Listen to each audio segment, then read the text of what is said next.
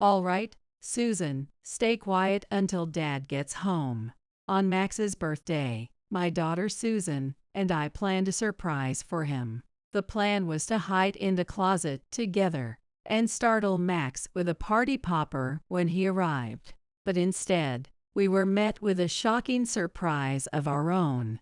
If we're going to do it, tonight's the night. I feel a bit sorry for Susan, but it can't be helped. Through the crack in the closet door, I could see Max and my mother-in-law, Kelly. The ominous atmosphere made it impossible for me to step out of the closet. At first, I thought it might be some kind of mistake.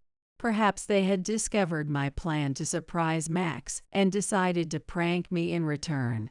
But their sinister conversation left no room for doubt. Just make sure you do it properly. I know what I'm doing. Holding back tears, I clutched Susan tightly and resolved to protect her. I had to find a way to escape the house. After a while, Kelly mentioned she'd return once everything was over and left. Max, on the other hand, went upstairs as if he had suddenly remembered something. Once I confirmed they were both gone, I quietly carried Susan out of the house and headed straight to the police station. My name is Alexis. I graduated from university and work as a public servant. I met my husband, Max, through a dating app. He was a rookie entrepreneur who had just started a new company. I was drawn to the way he spoke passionately about his business ventures. Having lost my mom at an early age and learning that he had lost his dad, I felt a strange connection with him, and we began seeing each other regularly. I love seeing your smile, Alexis. It's truly soothing. His honest words made me so happy. One day, after we had been dating for some time, he said, "Hey, why don't we get married? I think having you by my side would make me the happiest man alive." Is that supposed to be a proposal? It wasn't romantic, no scenic backdrop or bouquet of roses, but it was so very him, simple and unpretentious. I think I could be happy too. We decided to get married and arranged for a dinner at my house a week later. Max showed up looking very nervous, and beside him stood Kelly, looking apologetic and somewhat endearing.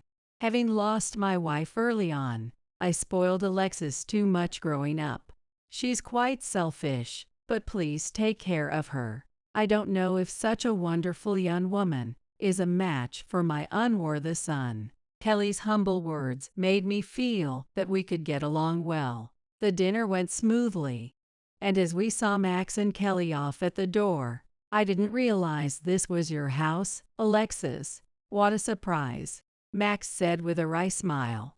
Really? I thought I told you. His reaction made sense. My dad owns assets exceeding $30 million, and I'm his only daughter. When we had been married for a year, our daughter Susan was born. Dad was overjoyed to welcome his first grandchild. When Alexis was born, I was so happy. I swore to Mom that I would make sure we were always happy. I'm sure Mom is smiling down on us too. Dad, with tears in his eyes, suggested that he could support me financially so I could quit my job. But I didn't want to depend on him, so I returned to work after my maternity leave. Balancing work and raising a child must be tough. Kelly would often come over between her part-time shifts to help take care of Susan. With both Max and me working, and Max often coming home late, her support was invaluable during our busy days. Kelly, thank you so much for everything. It's nothing, I'm just happy I get to see Susan's face. But as she said that, I noticed Kelly frequently rubbing her lower back. Kelly, is your back bothering you? When I asked, she explained that after Max's dad passed away, she had overworked herself, which had taken a toll on her back. Alexis, I'm sorry to ask, but could you lend me some money? Kelly mentioned that her part-time earnings weren't enough to cover her medical expenses. Without hesitation, I lent her the money. Thank you. I'm so happy to have such a kind daughter-in-law.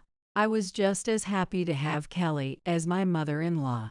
I believed that our current life was only possible thanks to her help, so I had no reservations about supporting her. Even after that, Kelly would occasionally ask to borrow money, and I trusted her words, handing it over without question. "Now, Susan, what shall we play today?" Kelly smiled, extending her hand toward Susan. But for some reason, Susan didn't warm up to Kelly. "Grandma is scary." Susan would always hide behind me when Kelly approached. "While Mommy makes dinner, can you play with Grandma and be a good girl?" "Okay." Susan always listened to me and even smiled, so I thought it was just a phase of shyness typical for her age, and didn't worry too much. One day, however, Max came home later than usual, and something felt off. Another tiring day. As I took his jacket, I caught a faint scent of perfume. "Did you go somewhere today?" "Huh? Oh hi, I just met with a client's daughter." Max, who usually spoke clearly about everything, was uncharacteristically hesitant and vague. "Why were you meeting with a client's daughter?" I immediately suspected Max of cheating. "It was for work, like an entertainment meeting or something." I wanted to press him further, but Max cut me off by heading to the shower, leaving me with a lingering sense of unease. The next day, I decided to talk to Kelly about it. I told her that if Max was cheating, I was considering taking Susan and returning to my parents' home. How could that idiot son of mine cheat when he has such a wonderful wife and daughter like you two? Kelly, with an expression I had never seen before, was visibly furious. "I'm so sorry for my foolish son, but Susan is still so young. Please, I beg you to reconsider divorce." Kelly apologized deeply as she spoke. "This isn't something you need to apologize for, Kelly. And it hasn't been confirmed that he's cheating yet." Even so, Kelly kept apologizing repeatedly, saying, "I'm sorry." Then she called Max and told him to come home immediately. Not long after, Max arrived back at the house. "Mom, stop calling me home during work hours." Looking around nervously but finding nothing unusual at home, Max frowned. "Sit down right there." Kelly made Max sit in front of her and started lecturing him. She scolded him so severely that I almost felt sorry for him as he sat there with his shoulders hunched, listening to her. "Alexis is the reason you can focus on your work, and yet you're chasing after another woman. How could you be so foolish?" Kelly's stern lecture went on for about an hour. It must have had an effect, because after that, Max started coming home earlier and making an effort to spend time with the family on his days off. For a while, we lived peacefully again. But one day, an event occurred that turned my world upside down. That morning, I dropped Susan off at kindergarten before heading to work. Shortly after I arrived at the office, the phone rang. Dad had been in an accident. I was informed that his life was in danger, and I couldn't stay calm. I rushed to the hospital. When I arrived, Dad was still in the operating room. All I could do was pray for his safety. Max came rushing to my side. "He's going to be okay. I'm sure of it," he reassured me. A while later, the doctor emerged from the operating room, and tension filled the air. We did everything we could, but, despite my prayers, Dad didn't make it. I collapsed in tears on the spot, and Max silently held me in his arms. I was in such shock that I couldn't think of anything. Max and Kelly took charge and made all the arrangements, ensuring that Dad's funeral went smoothly. As I watched everyone move busily, I could only stand there in a daze. When Mom passed away, I was too young to understand it fully, but now, having lost Dad, the person I had lived with and relied on all my life, I couldn't accept it as reality. As I watched the smoke rise from the crematorium, memories of Dad flooded my mind, and tears streamed down my cheeks. Even after returning home that day, Max and Kelly were incredibly considerate of me. You must be exhausted, Alexis, just rest for now, Kelly said as she took over the household chores for me. Max played with Susan to make sure she didn't feel lonely. Losing Dad so suddenly was heartbreaking, but with Max and Kelly's support, and most importantly, Susan's presence giving me strength, I slowly began to return to my daily life. Time passed again, and as Max's birthday approached, Susan and I made a plan. We decided to decorate the house and surprise Max when he came home. All right, Susan, we have to stay quiet until Dad gets here. With that, Susan and I hid in the closet. The plan was to jump out and surprise Max with party poppers when he arrived. But in the end, I wasn't able to celebrate Max's birthday.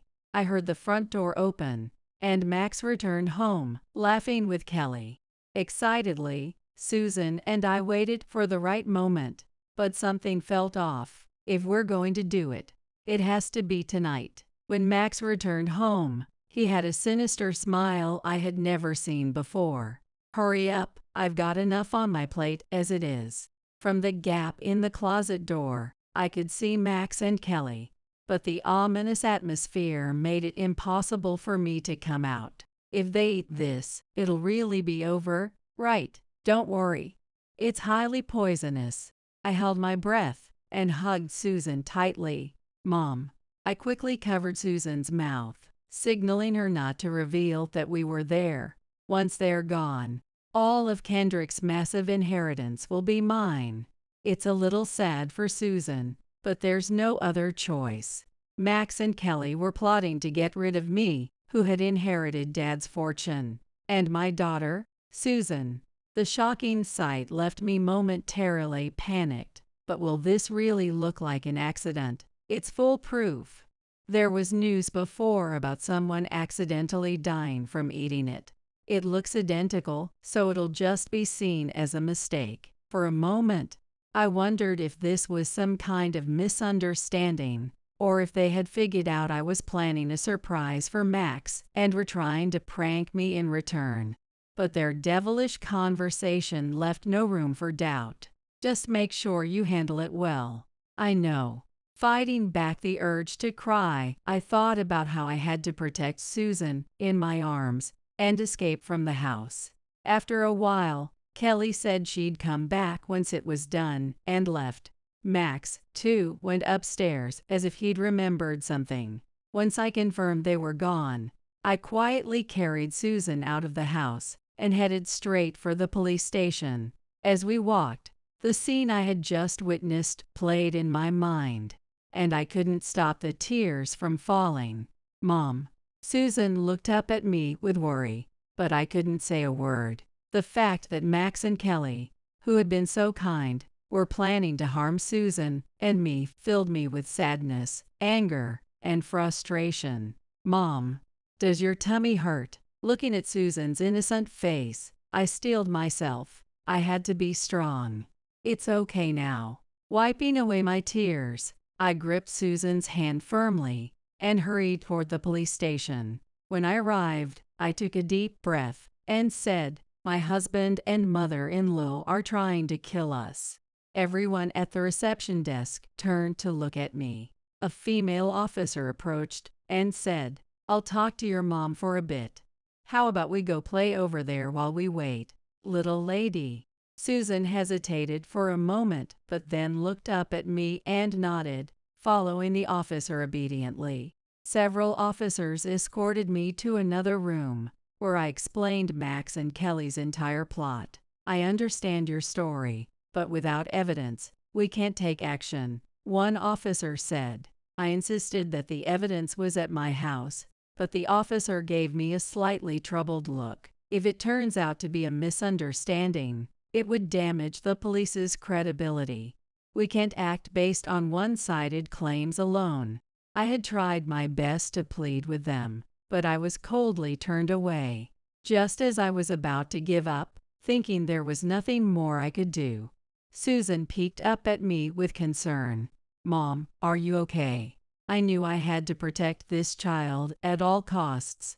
At that moment, an idea came to me. Susan, Mom has to talk to Dad about something important, just the two of us. Can you stay at a friend's house until I come to pick you up? Susan hesitated for a moment, but then she smiled and agreed. I was sure she could sense my unease. Even so, she was trying her best to be a good girl. Looking at her, so small and brave, I felt an overwhelming love for her. There was no way I could bring Susan back to the house with me. I took Susan to a friend's house. Can you take care of Susan just for tonight? Seeing the urgency on my face, my friend asked what was going on. I told her everything about Max and Kelly's plot. My story shocked her, leaving her stunned at first, but she quickly regained her composure and asked quietly, "So what are you going to do, Alexis?" She looked at me with concern. "I'm going back home to get proof of Max and Kelly's plan." My mind was made up. I needed evidence to take to the police and have Max and Kelly arrested. Although the thought of being killed by Max terrified me, I had no choice but to act. Meeting her gaze, I could see my friend understood my determination. "All right, don't worry about Susan.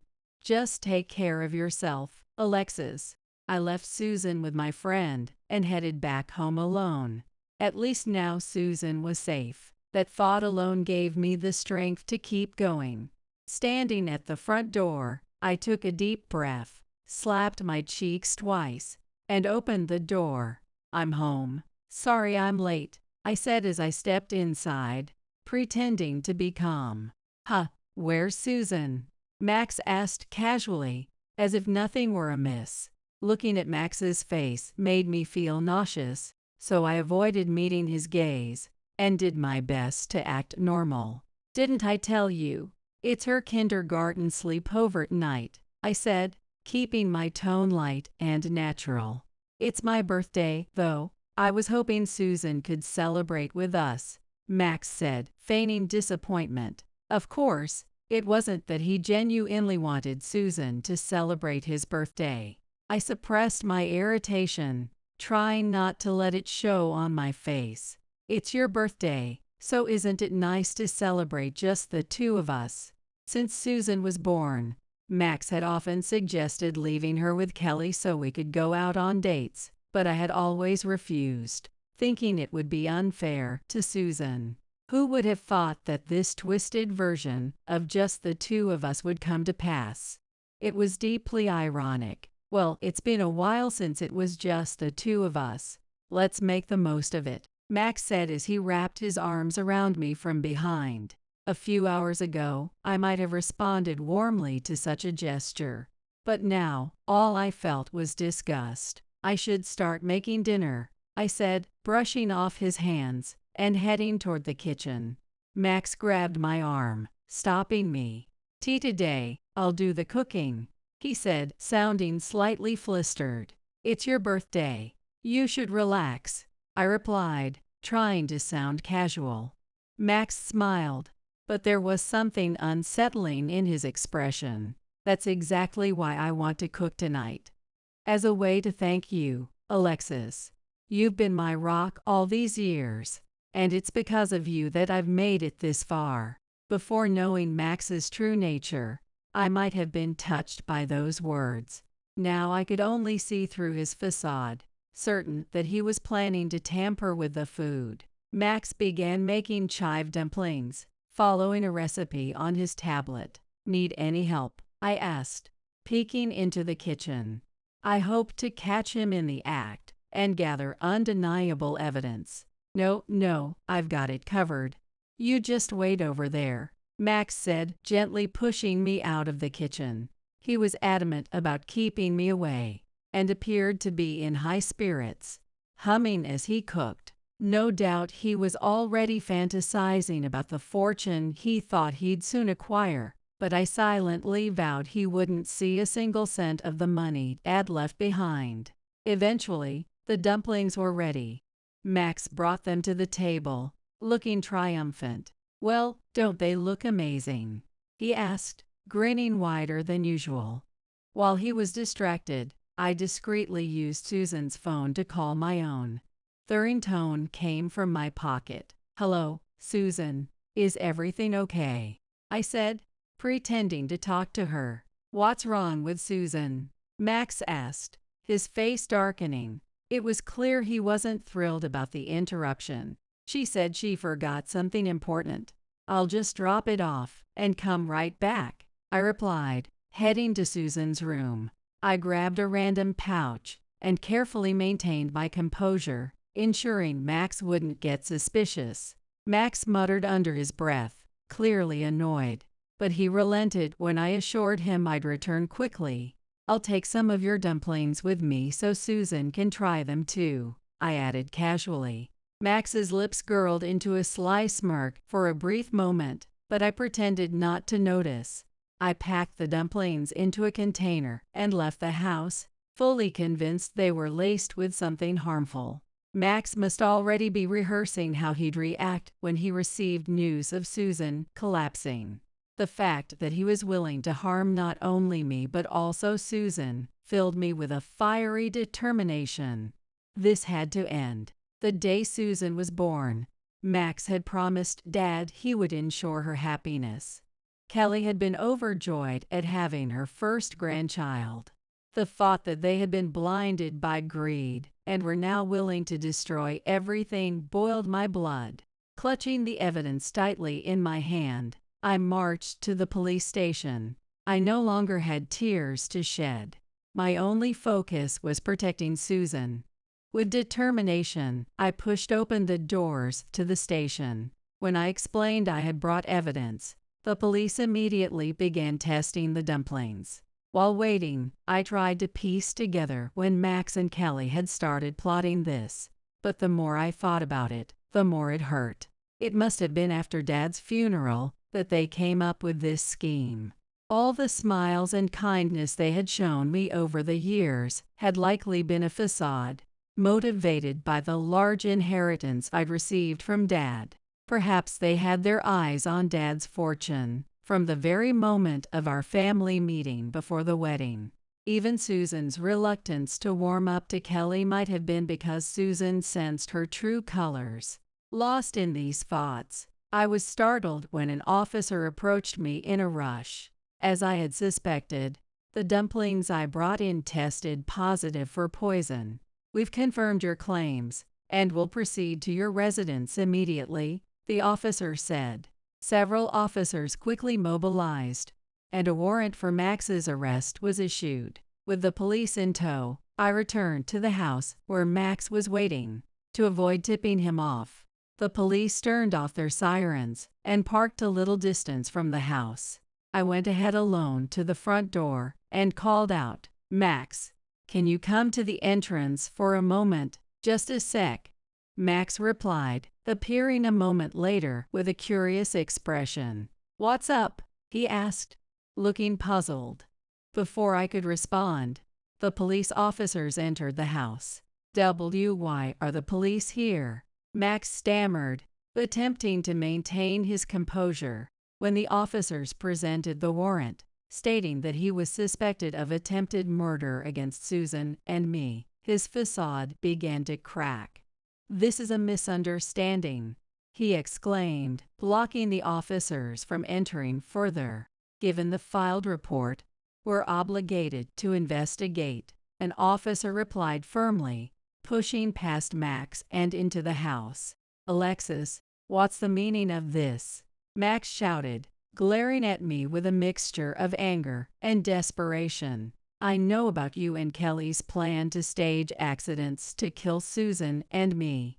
That's why the police are here," I said, meeting his gaze without wavering.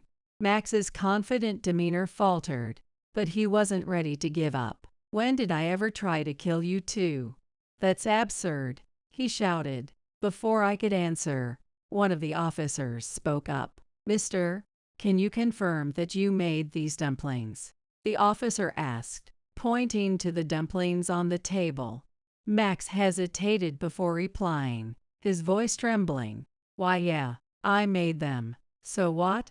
They're just normal dumplings." Sweat began to bead on his forehead, and he nervously wiped his face with a towel, unable to stay still. "Well, poison was found in these dumplings," the officer said, holding up the ones I had brought in earlier. Max's panic deepened, and he visibly struggled to maintain his composure.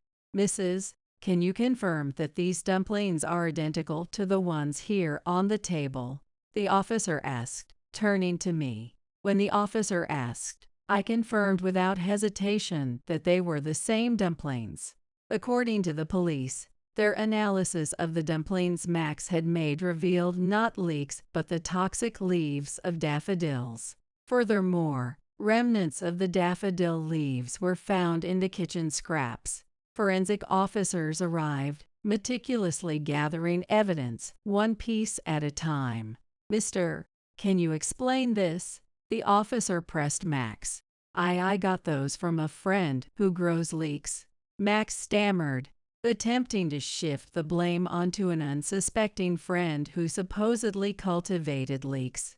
Unbeknownst to Max, the police had already reviewed a second piece of evidence I had provided, which sealed his guilt. What Max didn't know was that I had secretly installed a hidden camera in the room.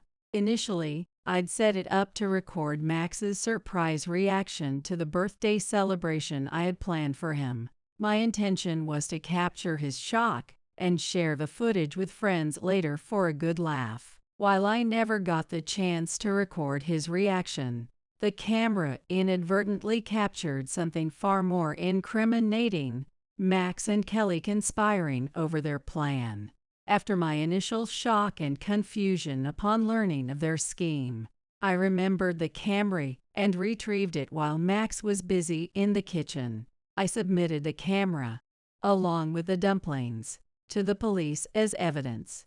It was a high-quality, state-of-the-art model that recorded not only video but also crystal-clear audio. In the footage, Max and Kelly were unmistakably discussing their intent and the steps they would take to execute their plan. I didn't know anything about this. Max continued his pitiful resistance. However, when the police informed him about the existence of the camera, he fell silent, realizing the game was up. As Max was restrained by the officers, anger surged within me. "I ignored your infidelity, but this. Why would you go after Susan too?" I cried out, tears streaming down my face as my fury spilled over. "I'm sorry, but we couldn't survive like this anymore," Max yelled, shaking off the officer's grip to look me in the eyes, pleading with remorse. "What do you mean by that?" I demanded. With his head hanging low, Max admitted that his business had failed, and he was drowning in massive debt. "And that's why you tried to kill Susan and me, to steal Dad's inheritance." I was overcome with a wave of fury and betrayal. Had Max come to me and confessed his struggles, I might have been willing to help him financially. Instead, he kept it all to himself and chose to plot our deaths, staging them as accidents to seize my father's inheritance. "I'm sorry, I couldn't think of any other way," Max muttered, his shoulders slumping. But his remorse did nothing to diminish my anger. "So you admit to attempting to murder your wife and daughter?" the officer asked pointedly. Max gave a weak nod, unable to meet anyone's eyes. The officer placed handcuffs on Max as he stood there, a broken man. Watching him, I was engulfed by an indescribable emptiness. At that moment, Kelly appeared, completely oblivious to what had unfolded, wearing a bright smile. Did everything go as planned? When Kelly saw the police officers, her expression turned to one of panic. "Who are these people?" I told the officer that she was my mother-in-law, and Kelly seemed to realize the gravity of the situation. "Kelly, it's all over. We know everything." "What do you mean, everything?" "I have nothing to do with this." Kelly tried to shift the blame entirely onto her son Max. But when I explained that I had witnessed everything and had already submitted the evidence to the police, her face turned pale. Yes, yes, I just remembered something. In a frantic attempt to flee, Kelly rushed towards the door, only to be easily apprehended by the officers waiting outside. Max and Kelly were swiftly taken away in the police car. I was asked to provide further details, and I agreed to go to the police station for questioning. On the way back from the station, I saw Max and Kelly being led away by detectives, seemingly being moved to another location. "You useless piece of trash," Kelly yelled, cursing Max. "You were the one who told me to do it in the first place, old woman." I later learned that Kelly had been spending the money she received from me under the guise of medical expenses on nightclub visits. Unable to keep up with the payments, she had apparently convinced Max to help her steal my inheritance. Her anger at Max's infidelity likely stemmed from the fact that if we divorced, he wouldn't inherit anything. It seemed as though money had always been his true motive, and as I thought about our marriage, regret overwhelmed me. But with a heavy heart and many conflicting emotions, I left the police station. "Mom, a friend had come to pick me up with Susan. Mom, I'm hungry." My friend tried to feed Susan, but she refused to eat. Worried about me. It had been a long day for Susan as well. Finally free from the fear, I hugged Susan tightly. "How about we go to a family restaurant? Just the three of us." "Yay!" Susan jumped up in excitement. My name is Ashley. I'm a 66-year-old housewife who has truly entered her golden years. I used to work, but at this age, I really want to enjoy my retirement. My husband Kevin, who is now 67, retired at 65. Following his lead, I retired last year when I turned 65. My relationship with Kevin is neither good nor bad. We got married when I was 25, so we've been together for 41 years. Our days of being madly in love are long over. Now, we're more like roommates. Well, it's more peaceful not to interfere with each other too much, and it allows for a laid-back life. Still, I would like to have some conversations, but Kevin's attitude is always cold. Even when I talk about something as simple as my shopping trip or mundane daily events, he snaps. "You're noisy." He often sits there with a stern face, watching TV or reading the newspaper. And then suddenly he'll say, "I'm going out," and leave by himself. Sometimes I invite him to go shopping together, but Kevin has never once agreed. Even though he's retired and has plenty of time, he's always busy going out on his own. Not being able to go on a trip together, even though we have the time, makes me feel incredibly lonely. Isn't it too much to ask to spend our golden years like this? So I prepared some travel brochures. "Hey, how about this place?" I said, trying to invite Kevin. I offered to handle all the arrangements and cover the costs if he would just come along. "I'm not going." But Kevin still coldly said, "Sometimes I think it might be easier if we just divorced and ended our relationship, but I can't make the decision. Even if there's no love left, the bond we've built over the years just can't be easily erased." Our only child, Heather, who is 39 now, says, "Why don't you just separate already?" But it's not that simple when it comes to marriage. If there was a major turning point, I might be more inclined, but apart from his coldness, I don't have many complaints about Kevin. Kevin does what he likes, but doesn't interfere with what I do. Every day, I wonder if it's right to consider divorce just because we don't spend much time together or have conversations. Maybe getting a part-time job would help distract me? But my dwindling energy doesn't allow for that. I know I'm being indecisive, but this is a dilemma only the person in it can understand. Today, once again, I tried to talk to Kevin. "Today, our neighbor Jasmine." But he cut me off with, "Shut up, I'm not interested. I fell silent. Resigned, I turned my attention back to the travel brochures I had collected.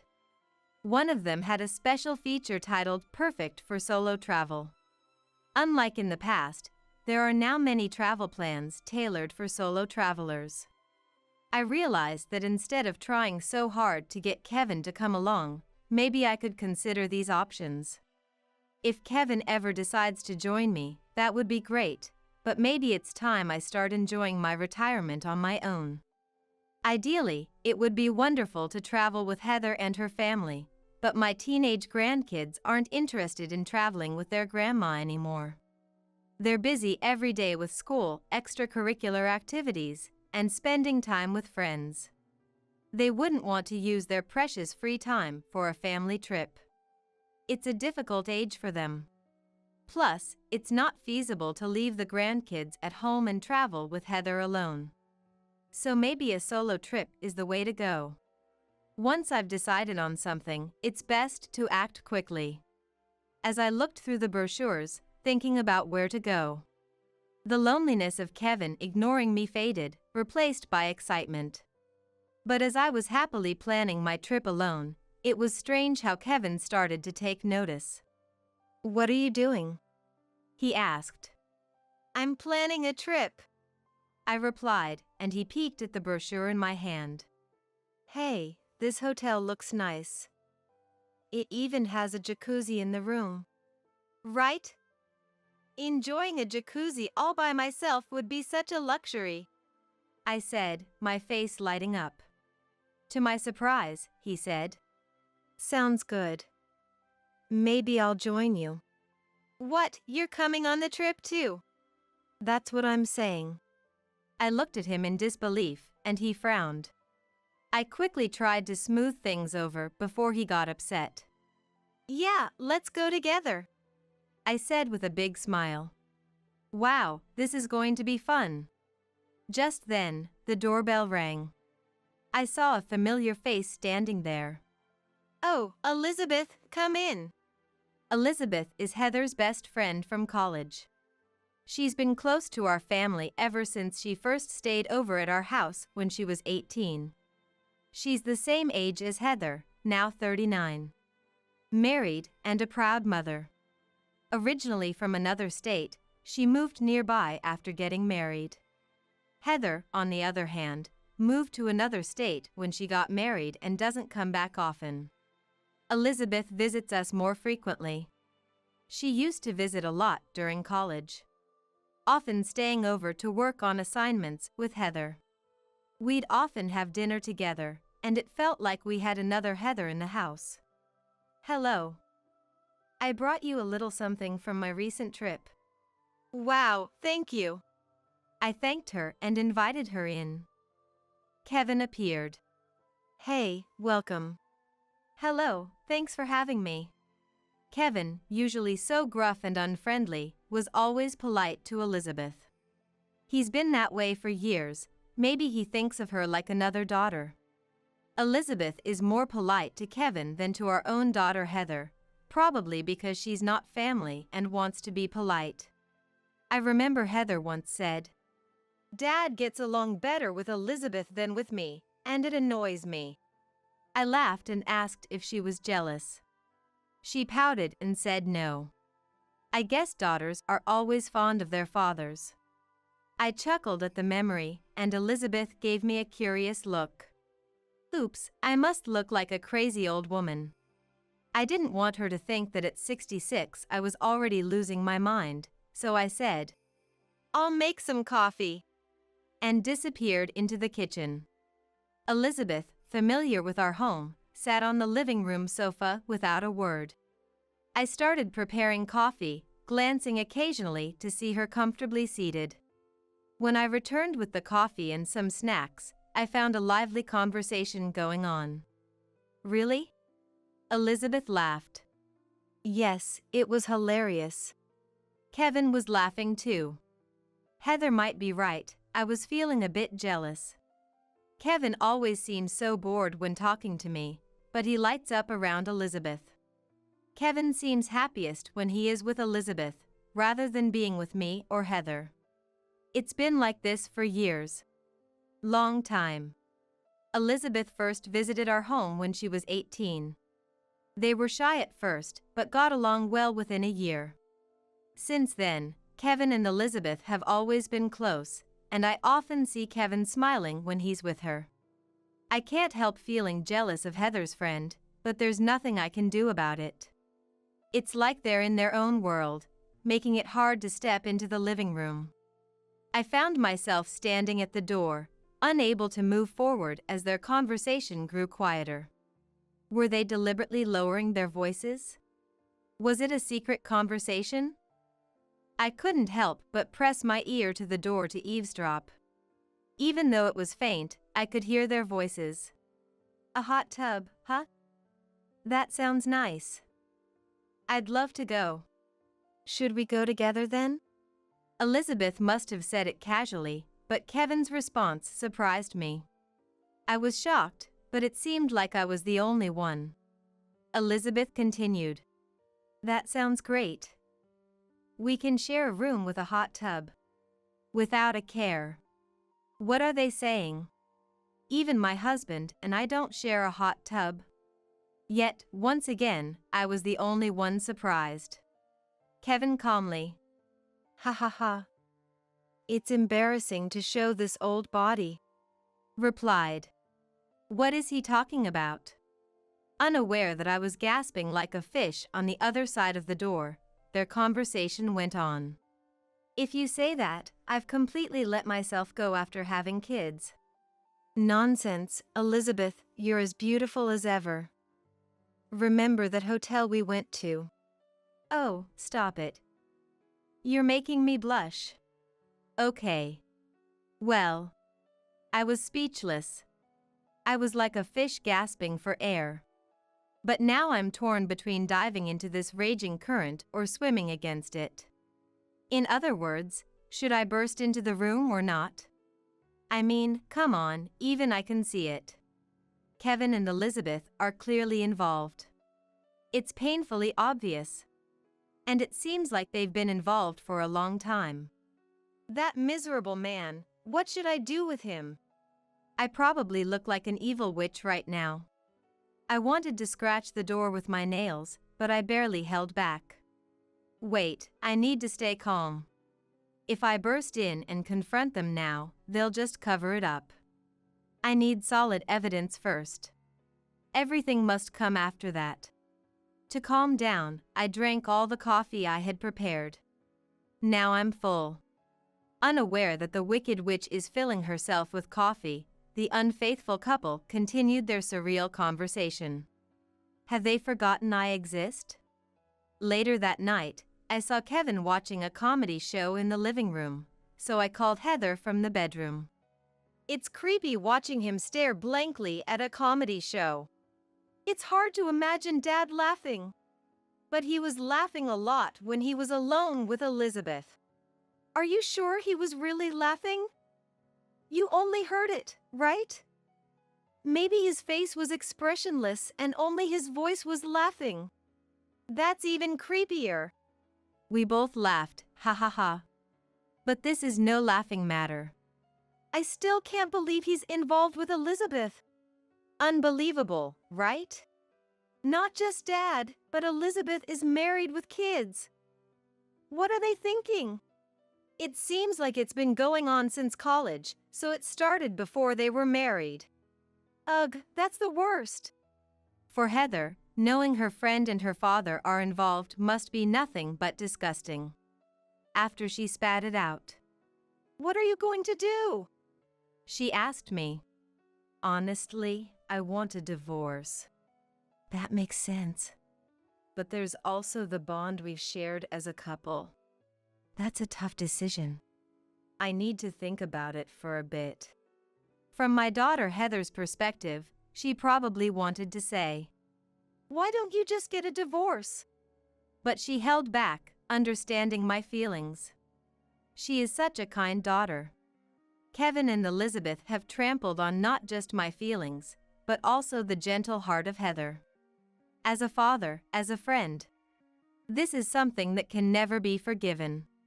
But even so, it's not something I can easily decide on. Divorce, as years of being together, is not something to be dismissed so lightly. Marriage is a blend of good times and bad. Indeed, things have grown cold lately, but we've had our share of happiness. Especially before Elizabeth came into the picture, we were such a happy family. What should I do? Unable to find an answer, I hold my head in my hands. But events move forward, not giving me time to think. Wait, you're canceling the trip? Yeah, it just doesn't seem like it'll be fun going with you. What? The next day, Kevin, who usually eats breakfast in silence, suddenly spoke up to announce that he was canceling our trip. I felt both sadness and an inevitable sense of course, he would say that. I had a bad feeling ever since I overheard Elizabeth saying, "I would love to go." So, I tried. Then I don't need this brochure anymore. As I was about to discard the hotel brochure, Kevin said, "You don't need to throw it away." Snatched it away from me. Why not? If we're not going, it's just trash. We might go someday. Fine, then I'll just go by myself. So give it back. No. I might want to go someday, and until then, you can't go. What? I might feel like going too, and I won't allow you to go before me. What? I was bewildered by his unreasonable response.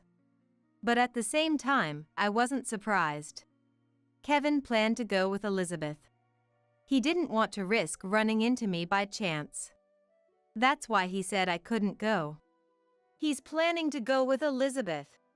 What a selfish person. Am I supposed to continue being married to this man? Though I wavered about reconciliation, those feelings quickly vanished. As expected, I found Kevin making reservations for the hotel on our home computer. Is he an idiot to use the same computer I use? He's too excited about this. I need to move towards divorce. As I was thinking that, things took another turn. One day, while considering which detective agency to hire for evidence collection, I came home from shopping to find a woman's luggage in the hallway. Recognizing it, I headed to the living room and, as expected, found Elizabeth there. Hello, Elizabeth. Elizabeth only nodded. At least say something. Hey you, I have something to talk to you about. Elizabeth remained silent while Kevin began speaking. Don't call me that way. What? Nothing. I had no reason to be addressed so informally by him, nor did I have time to listen to what he had to say. Suppressing my urge to respond harshly, I said, "I'll make some coffee for us." I went to the kitchen to put some distance between us. I made their coffee as bitter as I could. So, what is it you want to talk about? After placing the cups of poisonous-looking coffee on the table, I sat on the couch facing them. Once I was seated, Kevin and Elizabeth exchanged glances and nodded. Then, they held hands. I had a bad feeling about their attitude, as if they were saying, "We're so close." Kevin looked at me with a furrowed brow. "I want a divorce." And said, "Damn, he beat me to it." "What?" "Nothing." When it comes to breaking up, it feels like whoever says it first has the upper hand. It's like saying, "I don't like you, so let's break up," right? I wanted to say it first. "I hate you so much. I'm dumping you." Being told first feels humiliating. Hey you, what is it with you, seriously? You're so restless. There it is, the "hey you" again. It really pisses me off. As I was getting annoyed, Kevin finally said it. "I'm divorcing you to marry Elizabeth." Haha, is that so? What? I was thinking how annoying it was and missed what he said. Or rather, did he just say something weird? Marry? Yes. With whom? With her, of course. Kevin raised the hand he was holding, Elizabeth's. So you're cheating? That's right. Yes, I got the proof. I never thought Kevin would confess to cheating.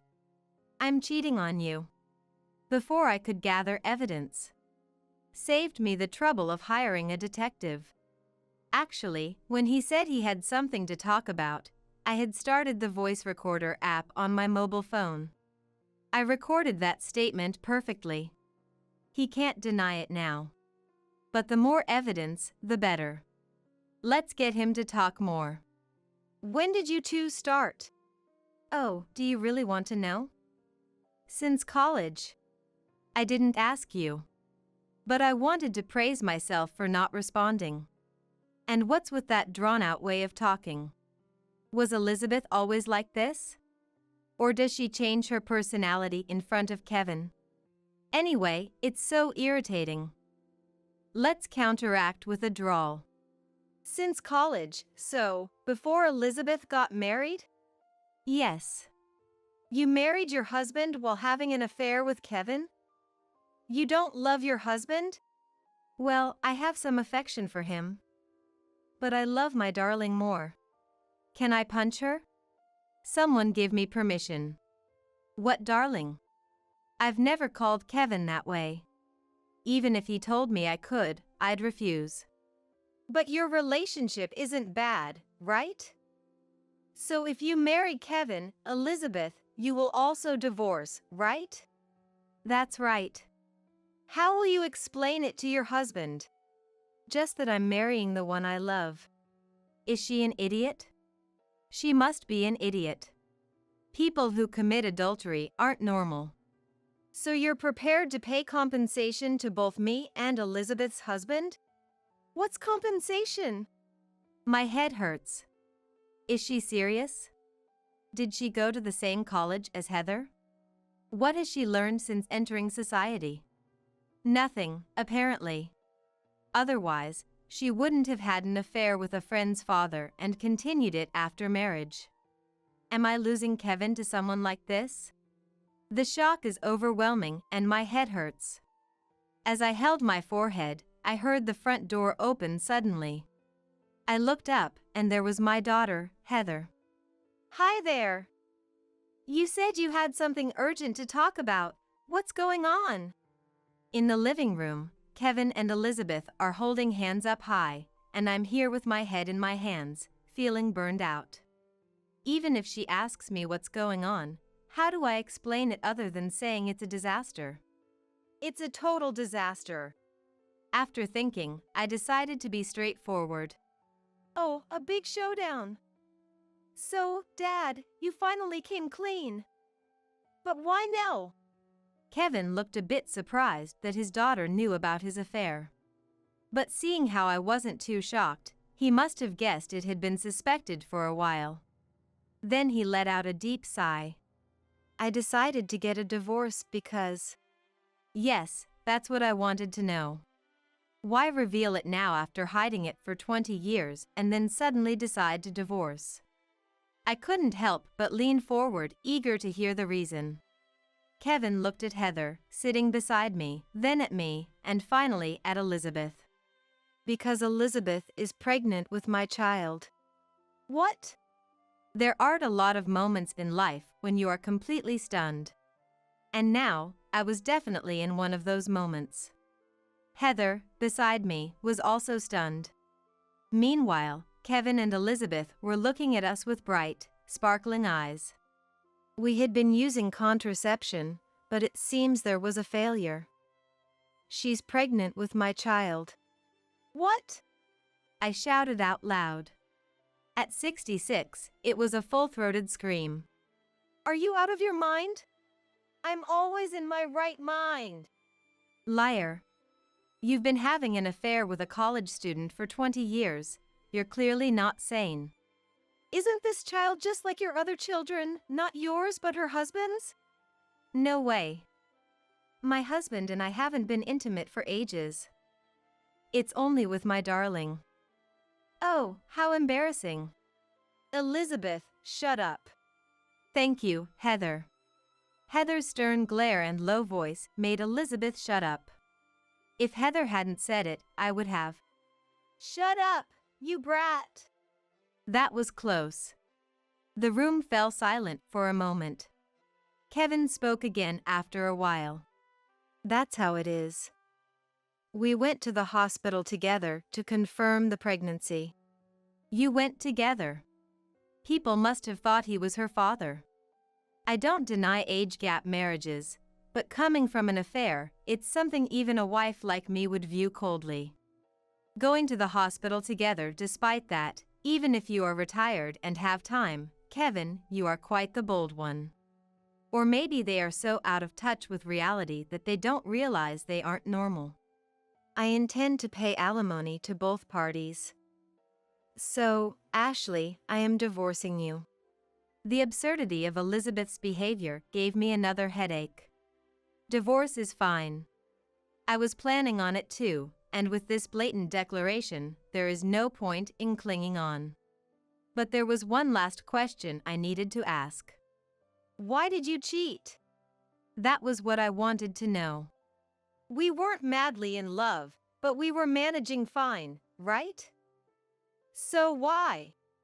As I spoke, I felt a sting in my nose. Don't cry, I told myself. Don't cry and give him the satisfaction of thinking I have any regrets. I don't have any, but it still hurts. I had thought we would spend many more years together as a couple. As I bit my lip to hold back the tears, I heard Kevin's voice. Of course, it's better to be with someone younger. Instantly, the tears vanished. What?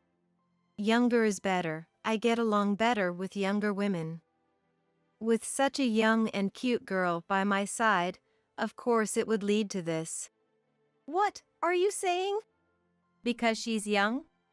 Because you get along better with younger women? Are you seriously saying that? Everyone ages. Time doesn't stop, and everyone ages equally. Yet, you cheated for such a trivial reason? Elizabeth will age too. And besides, wouldn't Heather be happy too?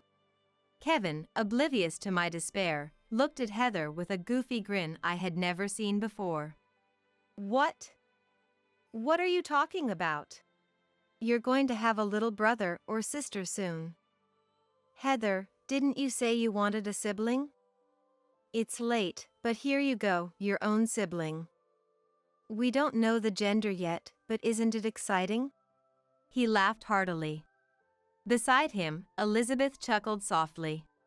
My vision went dark. What kind of act is this? Who is this person? The man laughing and casually talking about something so absurd right in front of me. Oh, the Kevin I loved is gone. A tear I had managed to hold back slipped down my cheek from the shock. It was then. Ugh. I heard a strained voice from Heather next to me. Maybe she was in shock too and was crying. I quickly looked over at her, but what I saw was unexpected. Heather, what's wrong? Why are you laughing? That's right, Heather wasn't crying. Puff, ugh, ha. I can't take it anymore. She finally burst into laughter. As we stared in shock, Heather continued to laugh until tears streamed down her face. Heather? Don't you get it? That girl, Elizabeth. Heather wiped her tears and looked at Elizabeth. Elizabeth has always liked older men. She dated all sorts of older men, you know. What? Kevin was the one shocked by Heather's words. I was surprised too. Heather, stop saying weird things. But it's true, Elizabeth. You always asked friends to show pictures of their fathers. University professors are usually older, so you hit on them and got into trouble, didn't you? What are you talking about? Kevin was stunned by Elizabeth's past. One of those professors fell for Elizabeth's charms. They had a relationship. He got fired, and Elizabeth was suspended. What? I thought she took a break from school for family reasons. No, Dad, that was a complete lie. During her suspension, her parents were furious, and she dropped out. Now that I think about it, I had heard Elizabeth took a break for family reasons and then dropped out. So that was a lie. I never said the truth because we were friends, but now there's no reason to stay silent. It was strange how close she was to my dad. But to be betrayed by both my dad and my best friend. I hadn't noticed. Though Heather's face was smiling, as her parent, I could tell. She was truly angry. But, look! Maybe that was true in the past, but she's grown up now. Those things don't change easily, Dad. And I knew. Elizabeth still has relationships with older men. I've told her to stop many times since she's married, but she wouldn't, and I almost ended our friendship. Still! Elizabeth, are you seeing other men besides me? Kevin demanded, and Elizabeth faltered. I don't know what she's talking about. It's all Heather's nonsense. Who do you believe, me or Heather? Well, the fact that Kevin couldn't immediately respond to Heather showed his failure as a parent. Heather understood this too. I could feel Heather's gaze toward Kevin growing colder. Oh, by the way, look at this. Right after we found out about Dad's affair, I happened to see them at a department store and took this picture. Heather said, pulling out her mobile phone. There, in the jewelry section, was Elizabeth, laughing happily. Next to her was an elderly man we had never seen before. He seemed older than Kevin, possibly. Elizabeth, who is this? Dad? We had never met Elizabeth's parents, so we couldn't tell if it was true. But then Heather. Elizabeth, are you going to a hotel with your father? She showed us a picture of Elizabeth and the man entering a hotel. What the? Are you following us and taking pictures of us? Don't make it sound so bad. I'm not that free. I'm busy with work, housework, and raising kids. It was a coincidence, just a coincidence. You just happened to be in a hotel district. There's a cafe I frequent near that hotel. Liar! Coming from someone who was lying, that's rich. Elizabeth's face turned red with anger, while Heather's expression remained calm with a slight smile. Kevin's face, watching this, was pale. Kevin asked in a trembling voice. Hey, Elizabeth. What? The baby, is it really mine? What? Of course it is. But, if you think about it, the last time we were together was 5 months ago. How can you be in the early stages of pregnancy? You just don't understand pregnancy timelines because you're a man. No, that's definitely strange. Early pregnancy is usually about 3 months. If the last time was 5 months ago, anyone can see that's odd. Elizabeth is trying to push through because Kevin doesn't understand. Elizabeth, tell me the truth. How many men have you been with? Shut up. I never counted. What? Oh. What or oh doesn't cover it. She had been talking smoothly, but the story was falling apart. You never counted? How many are there? Heather laughed again. Kevin was stunned, Elizabeth looked angry, and I couldn't close my mouth in shock. The room fell silent, with only Heather's laughter echoing. Well, anyway. Snapping back to reality, I had to say something to Kevin. The divorce is decided. Make sure you pay the compensation. What? Kevin, also snapping back, looked surprised. Why is he so shocked? I'm giving you a divorce. Isn't that what you wanted? Oh, no. I mean... No, you can't back out now. Regardless of the child's paternity, your affair is clear. I'll get the compensation and we'll divorce. Wait. I still need you. How can you say that now? Apparently, Kevin realized Elizabeth's betrayal and thought he could reconcile with me. Life isn't that easy. You're going to leave me. I don't even know if the child is mine. And there's no way I'm staying married to someone who loves other men. Don't be ridiculous. What about the baby? Raise it as your current husband's child.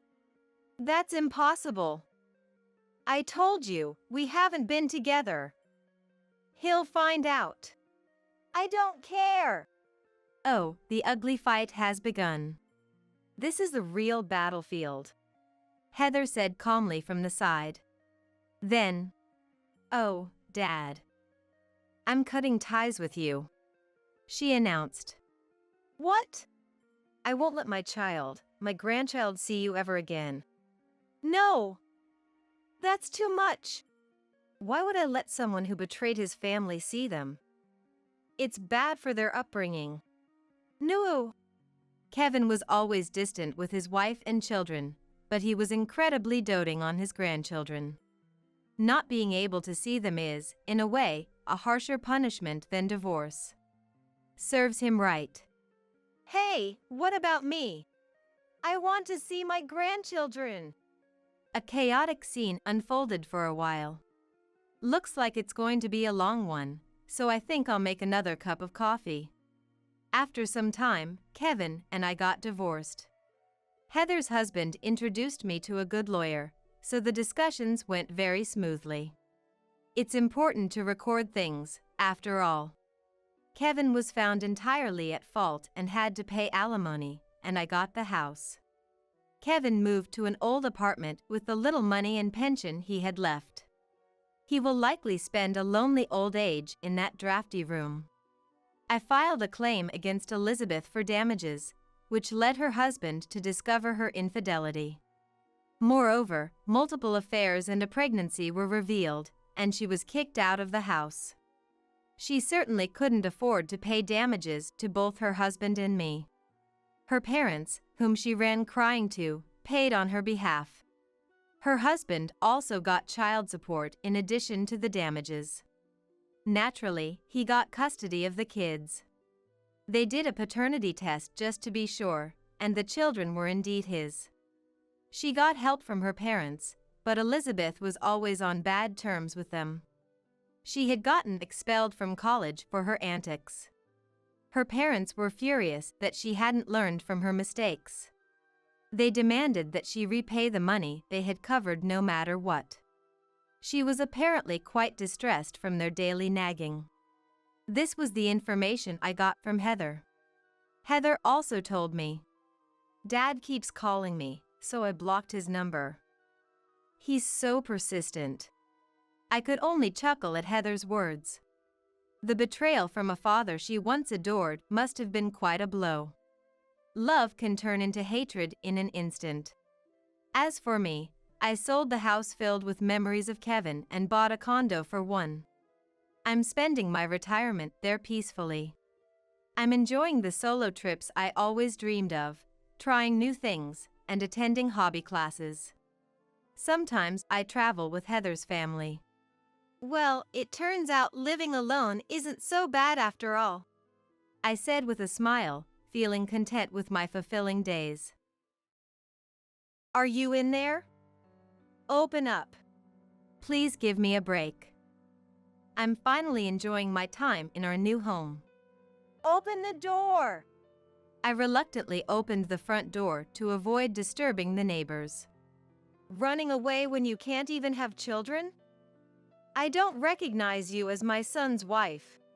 Standing there were my husband Timothy, his mistress, and my mother-in-law Joanna. What? For the sake of my new daughter-in-law and the grandchild on the way, we're taking this house as compensation. Get out. Yes, hurry up and leave. That's right, you barren old woman, we're done with you. They were really saying whatever they wanted. They didn't even realize how mistaken they were. My name is Sandra. I'm 43 years old and work in a corporate job. My husband, Timothy, is a year younger than me. We don't have any children. We thought it would happen naturally, but it never did.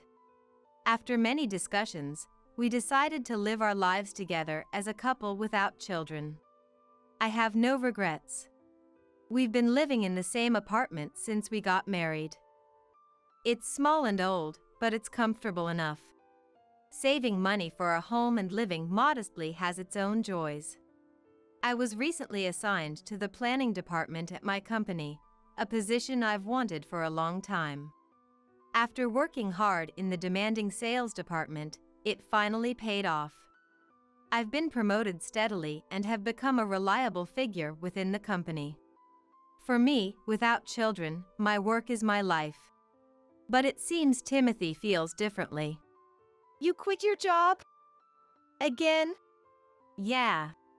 What? Without even discussing it with me? I was too shocked to speak. My boss was nagging me when I refused to transfer. So you quit because of that?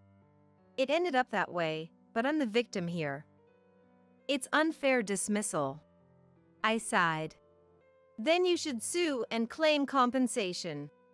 No, I don't want to make a big deal out of it. I knew it.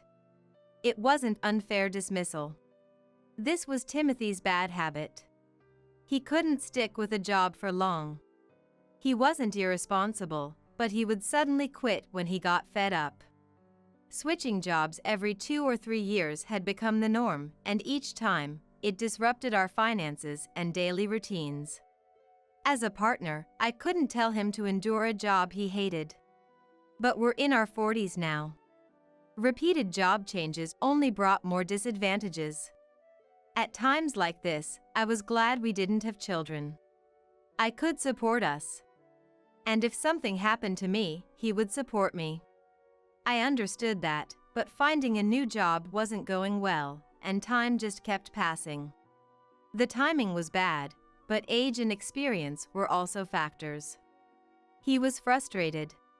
He stayed home all day without doing any housework, just sighing. If he was bored, he could at least clean up his own mess.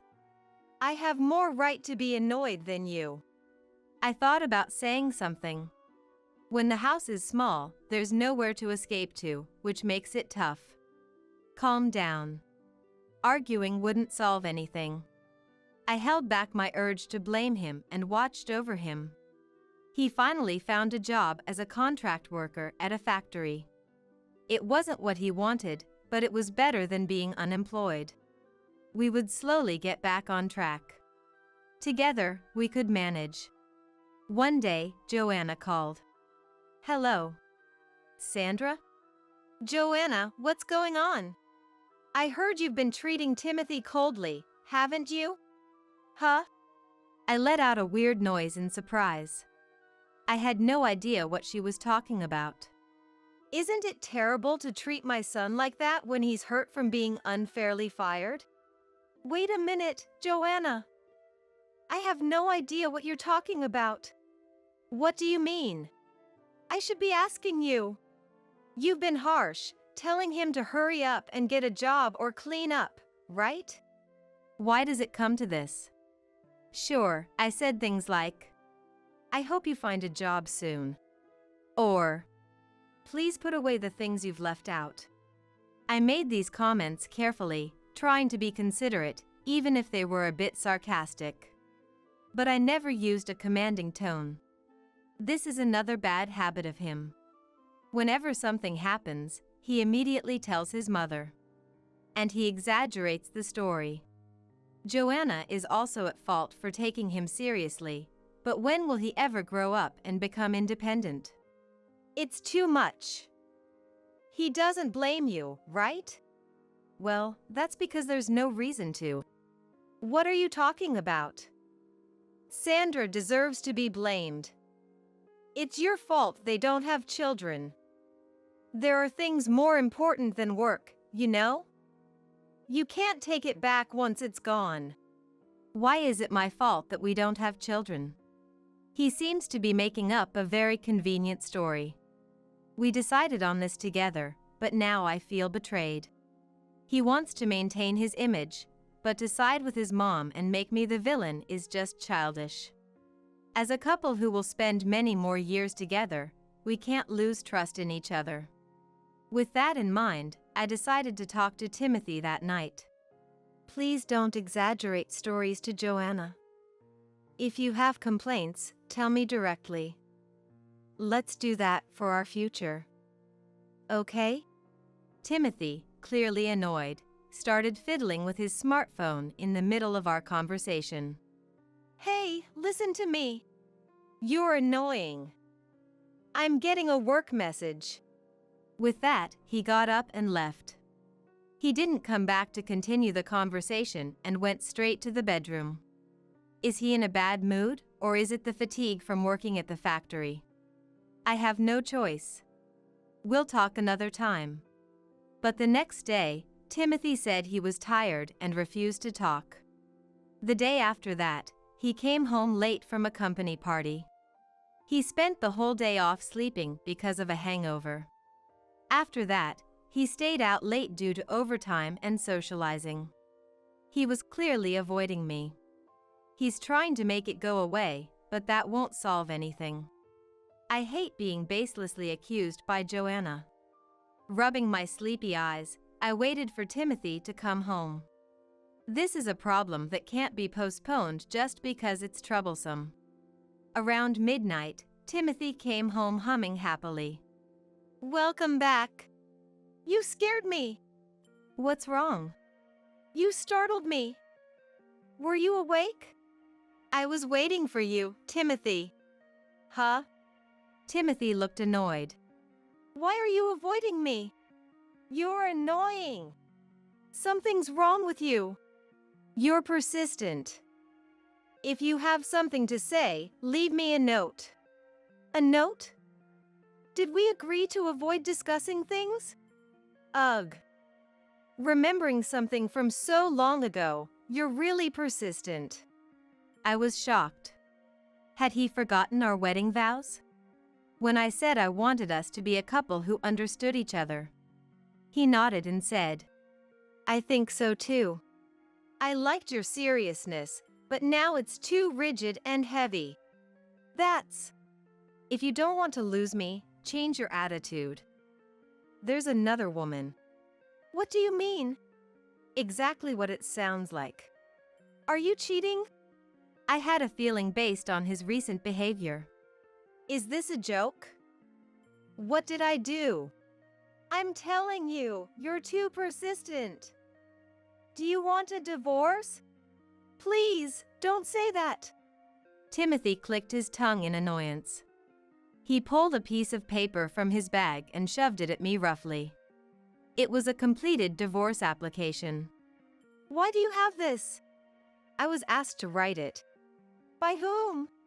You know who. No, I don't.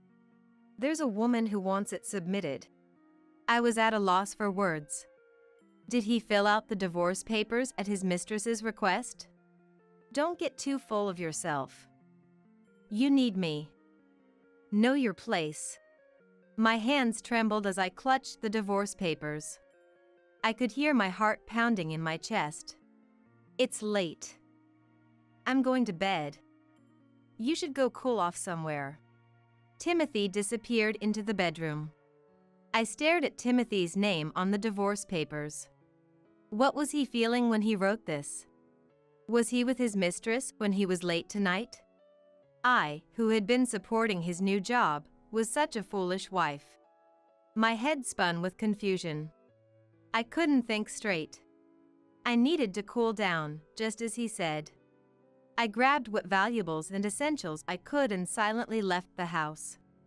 A month later. I haven't been back home since. I've tried contacting Timothy several times, but there has been no response. This room is quiet and comfortable. It calms my mind. The sunlight streaming through the window brightens the still empty living room. The ventilation is good. As the cool air touched my cheeks, I took a deep breath, letting the scent of wood fill me. Then, Sandra, are you in there? Open up. The grating voice made me frown. That familiar, loud voice belonged to Joanna. Just great, exactly what I didn't need. I was finally starting to feel at peace. Sandra! Reluctantly, I opened the front door to avoid causing a scene with the neighbors. I made sure to look thoroughly annoyed. Ah, there you are. Long time no see, Joanna said cheerfully. She tried to force her way inside, but I pushed her back. Wait a minute. Why? What's wrong? Can she see my face? I'm clearly trying to refuse her. Wow, not bad at all. To my surprise, Timothy was with her. And who was that young valley girl standing beside him? Smells like new construction. Nice. Very nice. The three of them tried to enter the house as if it were the most natural thing. Their audacity was beyond belief. Wait. How did you find me? Find you? First, answer this. Why have you been treating Timothy so horribly? What? Leaving everything and running away makes you a terrible wife. Just because you don't like Veronica. Veronica. Oh, this valley girl. I see, she has Joanna's approval. Wait, did I run away from home? I felt like Timothy had told me to go somewhere, like he was kicking me out. He clung to the valley girl, giving me a provocative look. It's a spec house, but the number of rooms is just right, and the interior design is decent. I can forgive you for buying a new house on your own. What? But we can't live together. Your infertility is a disgrace. What are you talking about? Be grateful we stayed with you until now. Confused, I tilted my head, not understanding a word. Timothy, I'm tired. I need to sit. Yes, Veronica, I'm sorry. Sandra. Let Veronica sit inside. No. What? Don't be ridiculous. She is pregnant with Timothy's child. What? Pregnant? This was news to me. Strangely, I didn't feel much of anything. Why was that? A series of shocking events left me wondering if I was in a nightmare or if I had become numb to everything. Shouldn't pregnant women be respected? Sandra, who is infertile, wouldn't understand. Oh, is that so? Don't you get it yet? I accept Veronica as my son's wife, not Sandra. I'll take this house as compensation, so you need to leave. Yeah, hurry up and get out. Right, good luck, old infertile lady. How could they say such things? They didn't even realize their own misunderstanding. I can't give this house as compensation. Even if you tell me to leave, this house is in my name. What? Besides, we're already divorced. What? Timothy and Joanna were shocked. Was it really that surprising? You handed me the completed divorce papers, didn't you? Sandra, what do you mean? Weren't you planning to start a new life with us? I never had any such intention. Joanna panicked while Timothy seethed with anger. What are you talking about? This house was purchased with my money. What? Unbelievable. They probably hadn't read any of the texts I sent. You really know nothing, do you? The night Timothy handed me the divorce papers, all the patience I had as a wife vanished, and I was filled with a sense of liberation. My heart swelled with joy, and I couldn't think straight. Was I about to start a new life of freedom? When I realized that, I felt so excited that I got dizzy. I signed the wife's section of the divorce papers with joy and submitted them to the court first thing the next morning. I made sure to split the savings evenly and transferred half to Timothy's account. Considering my earnings so far, most of the savings were mine, but I wanted to avoid any disputes. I sent a text saying, "From now on, let's communicate through lawyers." I used half of the savings I split with Timothy and the bonus I received afterwards as a down payment to purchase a new house. The rest was covered by a loan. Timothy said, A loan? A housewife can't get a loan. I was dumbfounded by Timothy's condescending remark. If you kept changing jobs, you wouldn't be able to get a loan. What? Since you don't manage the household finances, you wouldn't know, but my salary is double yours. Maybe his pride was hurt, because Timothy's face turned red with anger. Even Veronica seemed surprised. Timothy, this is different from what you told me, right? You said we'd live in a new luxury house. Calm down, Veronica. Timothy, or rather my ex-husband, was visibly shaken. I've been supporting the household all this time. The idea of living with his new wife and Joanna was absurd. Sandra! Joanna looked like she was about to explode with rage. This is unforgivable. It's fraud. Joanna, who wrote the divorce papers first? And who made him write it? It was her, the future wife of your son, who would support you. And now you have a grandchild too. Congratulations. No, we'll take the house too. Joanna was fuming. How arrogant. That's not possible. Such a big house, it's a waste for Sandra to live here alone.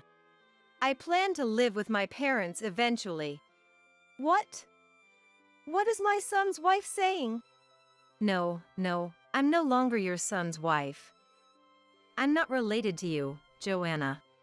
And who knows, there might be another great encounter waiting for me. Of course, I wouldn't say that out loud. What's going on? I was planning to settle down in this house. Joanna looked dejected. What happened to the apartment you were living in, Joanna? I sold that old place. You sold it? Yes, I saw you moving appliances into this new house and immediately called Timothy. He invited me to live with him. So that's what happened. So the only place left is the small, old apartment I used to live in. I don't feel sorry for her at all. Instead of having a tough career woman like Sandra, I thought I'd have a sweet daughter-in-law and grandchild, and a brand new house. I thought my old age would be secure. I wish she'd stop speaking ill of others while feeling sorry for herself. Who does she think she's calling tough? You are the one who is such a mess that I had no choice but to take charge. Oh, I'm so down. Sorry, but I'm going home to tell Dad everything. Veronica seemed to have snapped. That would be. If my dad gets mad, it's going to be a big problem. You better take responsibility. Veronica, please, anything but that. So why did Timothy get this young valley girl pregnant? She was a company clerk, and after a drinking party, they slept together, and she got pregnant the first time. I thought she was just an employee, but she was actually the factory manager's only daughter. She was a private school-raised lady with zero experience with men despite her flashy appearance.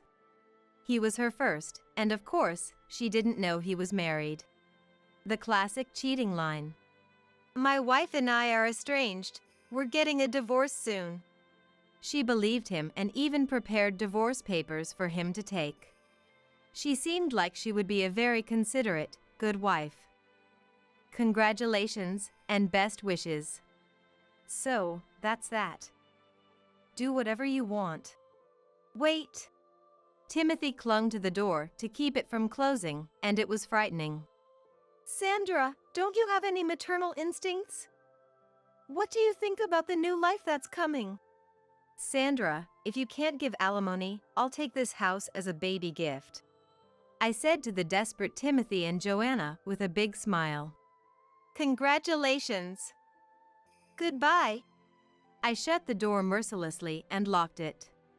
I thought I would leave the rest to my lawyer, but it wasn't that easy. After all, people who demand someone else's house aren't going to back down easily. As for the hateful texts from Timothy, I could just reply, "Please go through my lawyer," and then ignore the rest. But the problem was Joanna. Her long voicemails were truly annoying. Because of that woman, I'm a homeless old woman. Can't you at least arrange another apartment for me? This house feels cramped and stifling. When I asked my son's wife to do the chores, she said, "Why don't you do it?" What am I supposed to do now? I'd love to delete these messages right away, but they might come in handy, so I decided to keep them. Her demands might escalate. She's such a shameless person. One day, an unwelcome visitor showed up at my house. The doorbell rang without any prior notice, so I thought it might be Timothy or Joanna and considered preparing to call the police as I held my smartphone and went to answer. Standing there was a tough-looking man with a sharp gaze. I braced myself. I felt like I had seen him somewhere before, but I couldn't possibly know someone this intimidating. Could it be a scam disguised as door-to-door sales? Who is this? This is Rodney Millward, the factory manager. A thought crossed my mind. The factory manager of Veronica's father. Come to think of it, I'm going to tell my dad. that valley girl did say. Timothy and Veronica peeked out from behind the factory manager, giving creepy smiles. They've brought some strong backup with them. Dad, tell them off. Rodney, make him pay. The factory manager pursed his lips and furrowed his brow, looking quite angry. What if he demands compensation or covers the childbirth expenses?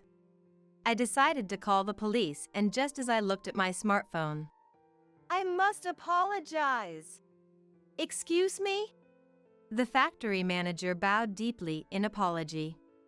I am truly sorry. Then he grabbed Timothy and Veronica, forcing them to apologize. Apologize. Apologize sincerely. What? It hurts. My neck is breaking. Dad, why? This wasn't part of the plan. I watched in stunned silence. What on earth is happening? Don't misunderstand. I brought you here to apologize to this person. What? I am truly sorry. I understand my daughter has taken your husband and demanded the house as well. Yes, that's correct. Timothy and Veronica began to panic. Dad, you knew? I knew. Everything you told me about being tricked and losing your home was all lies. Where did you hear that? Your mom told me everything. The factory manager gritted his teeth, his anger evident. He said Joanna had approached him. Since we're going to be family, let's get along in every sense. And tried to seduce him. Your daughter took my son from me. We should get along too. Just buy me an apartment room, and you can visit whenever you want. Of course, the factory manager politely declined. I was speechless. To think this was the real her. I am disappointed in you and your mother for saying such convenient things. That's not. I've been faithful to my wife. Don't mess with me. Stop it, Dad. You're scaring me. You too. What? I spoiled you because you were my precious daughter. Both of you are not needed in my factory. Go work at a very strict workplace and start over. What? The factory manager told my ex-husband this and then turned to me. Can you forgive us with this? Yes. But why go this far? I want to maintain a good relationship with you in the future. I stared at him, not understanding at all. Then it dawned on me.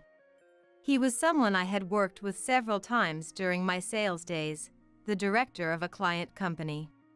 I apologize for not realizing. Now it was my turn to apologize. There was a business integration, and I am now managing a new factory. It's no wonder you didn't recognize me. I see. I couldn't believe it when I heard your husband was working at my factory. The factory manager looked away, troubled. Has he caused any trouble? His work attitude is poor.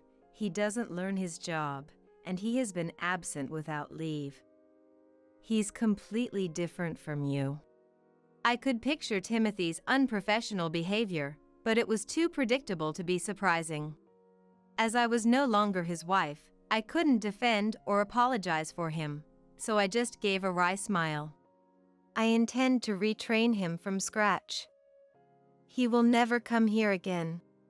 Timothy shrank, and Veronica looked displeased.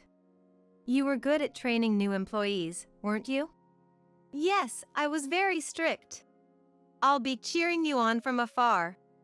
Even with the factory manager's efforts, it seemed difficult for Timothy to reform. He would have to change his heart and put in the effort himself. For the sake of the innocent baby who was about to be born. There is only one thing I regret. I wanted to correct the misunderstanding that infertility was my fault. There was a time when we both went to the hospital together to investigate the cause of our infertility. It turned out there was no problem with me, but Timothy was diagnosed with asthenozoospermia. It wasn't impossible to conceive naturally, but we were told it would be difficult. The fact that Veronica got pregnant from a single mistake with Timothy was either a miracle, a sign of their strong compatibility, or maybe the baby isn't even his. Such things don't matter to me anymore. The factory manager updated me on their situation during a work call. Apparently, the couple and Joanna had been living in that old, cramped apartment for a while. They had promised to save money for the baby and work hard, as a condition for eventually living together with Joanna, but Veronica soon found it intolerable. Of course, she did. Timothy probably didn't know since I was the one managing our finances, but living on his income alone would be tough, if not impossible. If the three adults lived freely without saving, the savings I gave him in the divorce would run out quickly. Veronica went back to her parents' house after giving birth and never returned. During this time, Timothy quit his job because he didn't like it anymore. Panicked, Joanna showed up at the factory manager's house.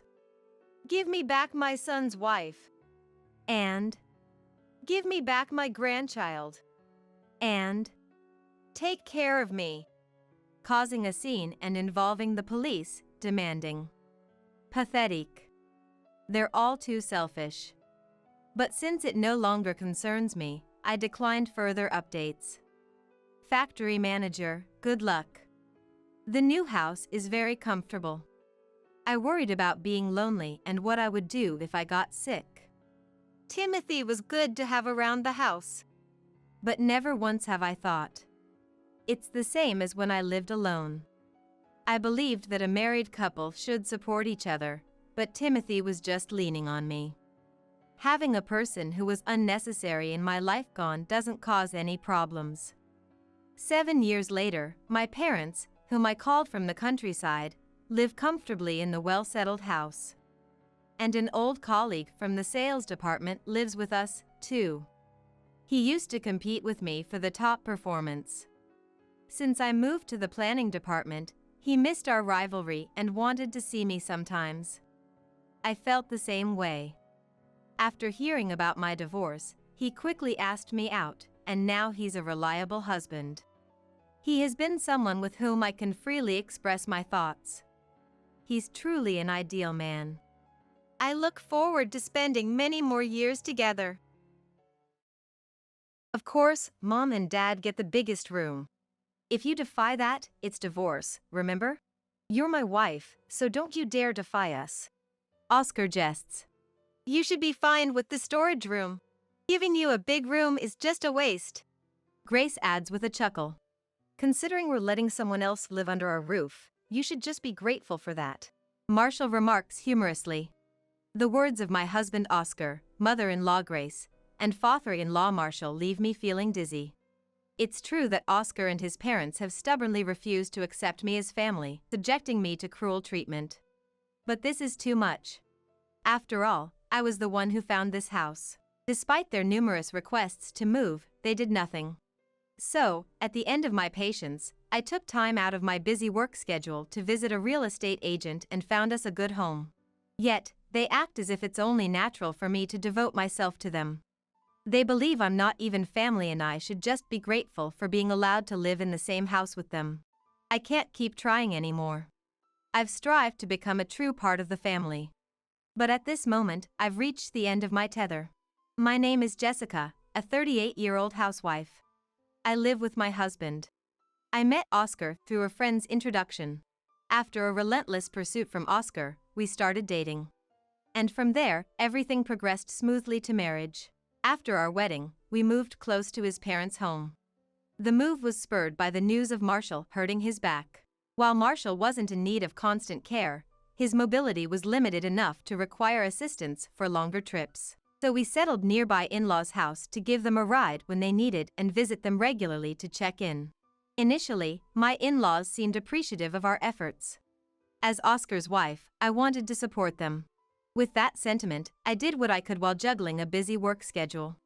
However, as time passed, my in-laws' attitude drastically changed. Jessica, when are you going to quit your job? A married woman working, it's hurting Oscar's reputation. Why not just quit and become a housewife? They suggested. My in-laws had always seemed dissatisfied with my continued work post-marriage. Perhaps in their time, it was the norm for a married woman to quit her job. But such a mindset is painfully outdated. Grace, these days, it's perfectly acceptable for married women to continue working. You know, retirement inevitably requires money, right? I want to keep working to ensure we don't face hardships in the future. I earnestly respond to Grace's words. As we age, living off a pension alone becomes an increasingly difficult proposition. That's why I believe it's important to work and save while we still can. But Jessica, isn't it because you're working that you and Oscar don't have time for intimacy? You're already 38 and he has crossed 40. It's troubling for us if you can't even provide a grandchild. She argues. It's true that we don't have children. But it's not for a lack of trying. We've done what we could, and yet here we are. Harsh words and cold glances from my in-laws leave me feeling terribly uncomfortable. Could it be that I'm the one at fault? Should I have quit my job and focused on starting a family? I feel restless, troubled by the thought that I might be doing something wrong. It was around this time that my in-laws' behavior noticeably deteriorated. They treated me as if I wasn't part of the family. And this attitude, like a contagious disease, spread to Oscar as well. Initially, the changes were minimal.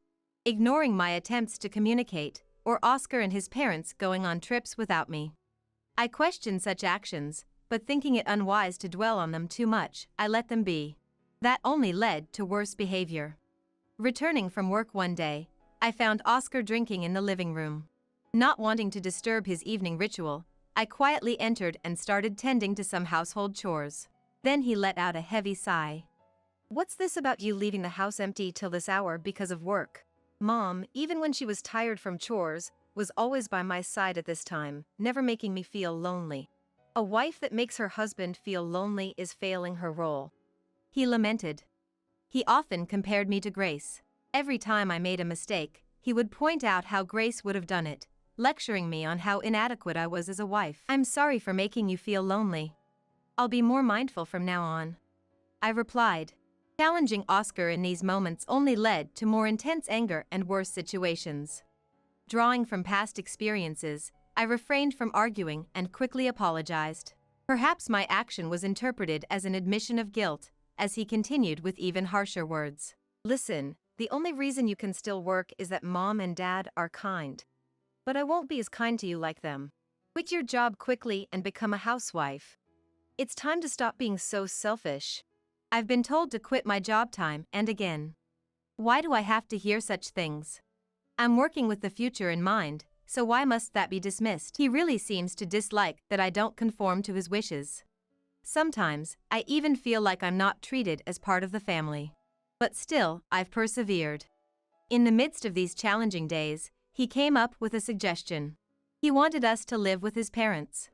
They won't stay healthy forever, right? They might get injured while we're away. To be there for them immediately if that happens, I think living together is necessary. This single statement moved his parents, proud of their thoughtful son. But for me, it felt like just another source of distress was being added to my life. And to make matters worse, although they spoke of wanting to live together, they never took any action to make it happen. It was always left up to me. You're always so unhelpful, so the least you could do is make an effort for the family, Oscar said. He instructed me to find time amidst my busy work schedule to visit real estate agents and look for a house suitable for us to live together. Honestly, it was a particularly busy period for me, and finding the time was a real struggle. But somehow, I managed and found a potential property. When I showed the details to them, their reaction was surprisingly positive. We decided to visit the house that weekend. I managed to take a day off work for it. It's really spacious and nice. I think Mom and Dad can really relax in this house, he remarked. Guided by the real estate agent, we walked through the house. The house was large enough to offer a room for each of the four of us, with spare rooms for guests. While checking out each room, Oscar and his parents discussed what each room could be used for. I trailed behind, quietly observing their excited chatter. It seemed we had finished touring the last room. They seemed convinced by the house after the viewing. I felt relieved, thinking the move might go smoothly after all. But reality was far more cruel. Of course, Mom and Dad get the biggest room. Defy that and it's divorce, remember? You're my wife, so don't you dare defy us, Oscar said, startling me. His utter disregard for me and his selfish decision-making for his parents left me stunned. Then, as if to add insult to injury, Grace chimed in. You should be fine with the storage room. Giving you a big room is just a waste. And then Marshall continued, reinforcing their words. Being grateful for letting an outsider live in the same house, that's the least you can do. He adds, divorce threats, being told the storage room is enough, and being called an outsider. These words, unthinkable from a family, make my head spin. I had a feeling, but now it's clear, I was never truly seen as family. After all the effort I put into finding a house for them. And yet, to be treated like this is unimaginable. The anger I had kept deep inside is now surging to the surface. I can't keep trying for them anymore. In fact, I feel an urge to make them thoroughly regret taking my feelings for granted. With that resolve, I decided to rebel against their selfishness. Unaware of my feelings, they were excited about the new house. Taking a deep breath to calm myself, I spoke my mind. Then it's divorce. I found that house in between my busy work schedule, and this is how you treat me? I've reached my limit. I can't be part of this family anymore. I stated it clearly. Continuing as a family with them was absolutely impossible. I had reached my breaking point. Then, what? At my words, they could only utter. Oscar, in particular, was so shocked that his face turned pale. Jessica, are you serious? Who else would accept someone as worthless as you other than him? If you divorce here, you might end up alone forever, Grace said. Calling someone worthless, that's what I'd like to say to them. Who has been trying hard for them all this time? They seemed to have forgotten all that, and I couldn't help but sigh. Whatever, do what you want. I never accepted you as family anyway. If you're going to leave, I'd prefer you do it quickly, Marshall stated. Even after getting married, he stubbornly refused to accept me as family. Perhaps that's why he seems okay with the idea of divorce. It's almost a relief that he's not trying to stop me unnecessarily. The in-laws didn't try to hold me back. Only Oscar seemed somewhat uneasy, but having brought up divorce first, he seemed unable to say anything and just shifted his gaze uncomfortably. Taking their lack of resistance as an opportunity, I started preparing to leave the house. For the time being, it looks like I'll be staying in a weekly rental apartment. The thought of finally being free from the troubles named Oscar and his parents made me feel a sense of liberation. As I finished packing my things and was about to leave the house the next day, I thrust the divorce papers in front of Oscar. Of course, I'm fully intent on divorcing, so I had filled out everything in advance, leaving only the part for him to complete. Hearing the news, the in-laws also came to our house. Despite their calling me ungrateful upon seeing my determination to divorce, I won't be family anymore, so their petty remarks no longer matter to me. Are you really going through with a divorce? You can still change your mind. Oscar finally spoke. But he hesitated to sign the divorce papers, leaving me in a bind. We continued living under the same roof for a while, but as time passed, his behavior changed, frequently questioning if this was really what I wanted. Honestly, this is nothing but a hassle. Yes, I really intend to divorce. What, getting cold feet now? Forgotten what you've done? After behaving like that, you don't get to say you don't want a divorce now. I say firmly. His behavior almost seems like he doesn't want a divorce.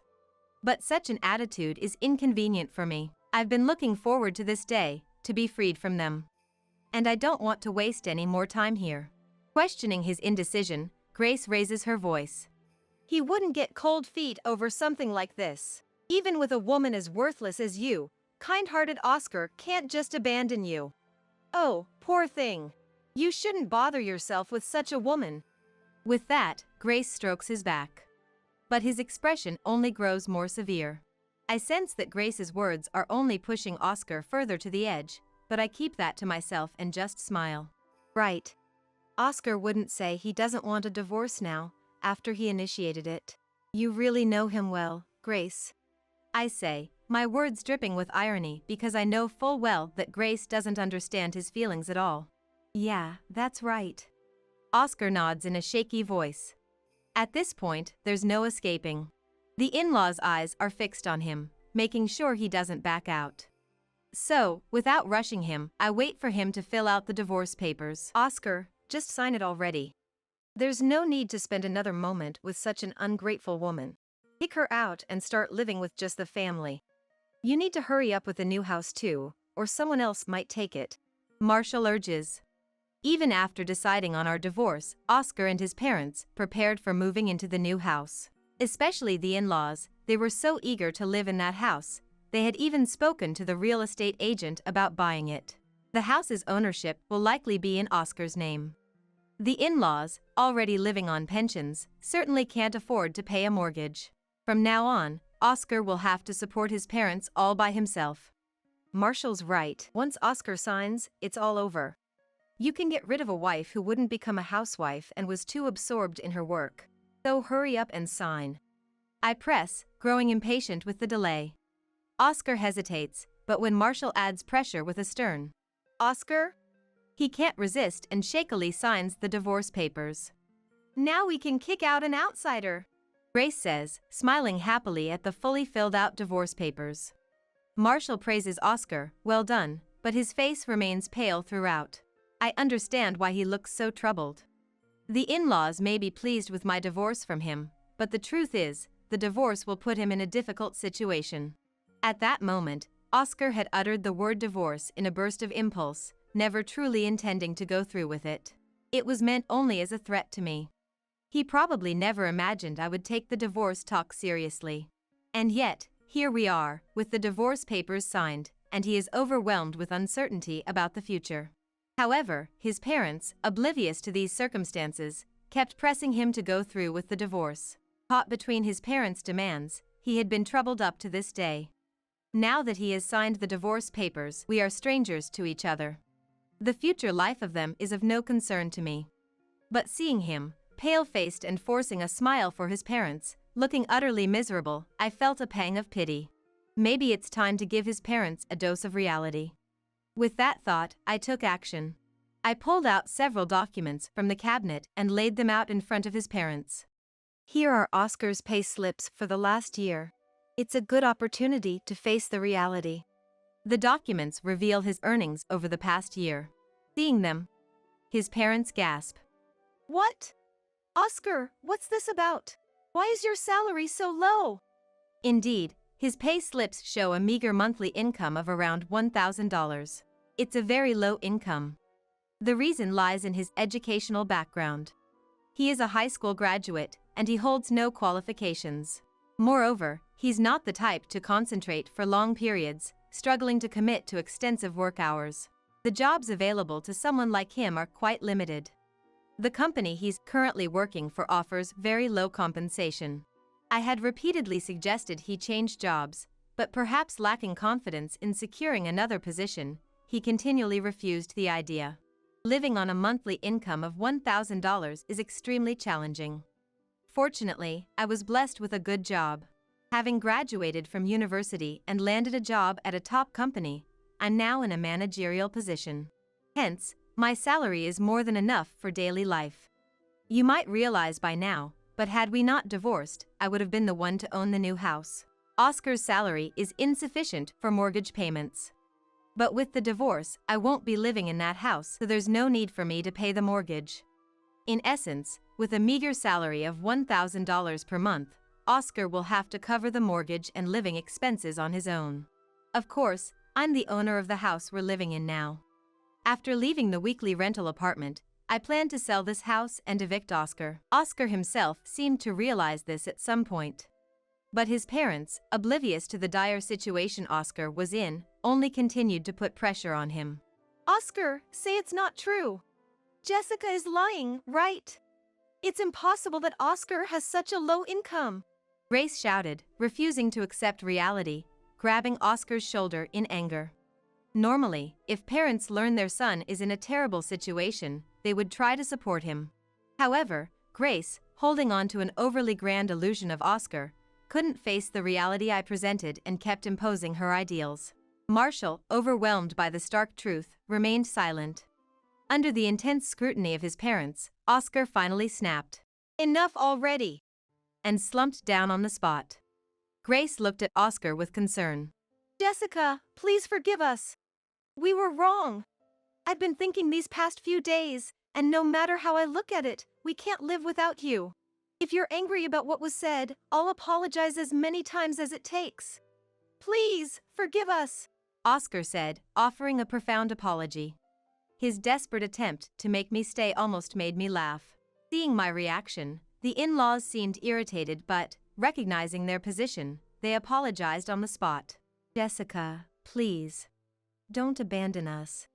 We don't want to see Oscar suffer anymore. We apologize for what we did. So please, reconsider. It's not too late," Grace pleaded, apologizing next to Oscar. Marshall, perhaps influenced by her, also said, "Please," and apologized.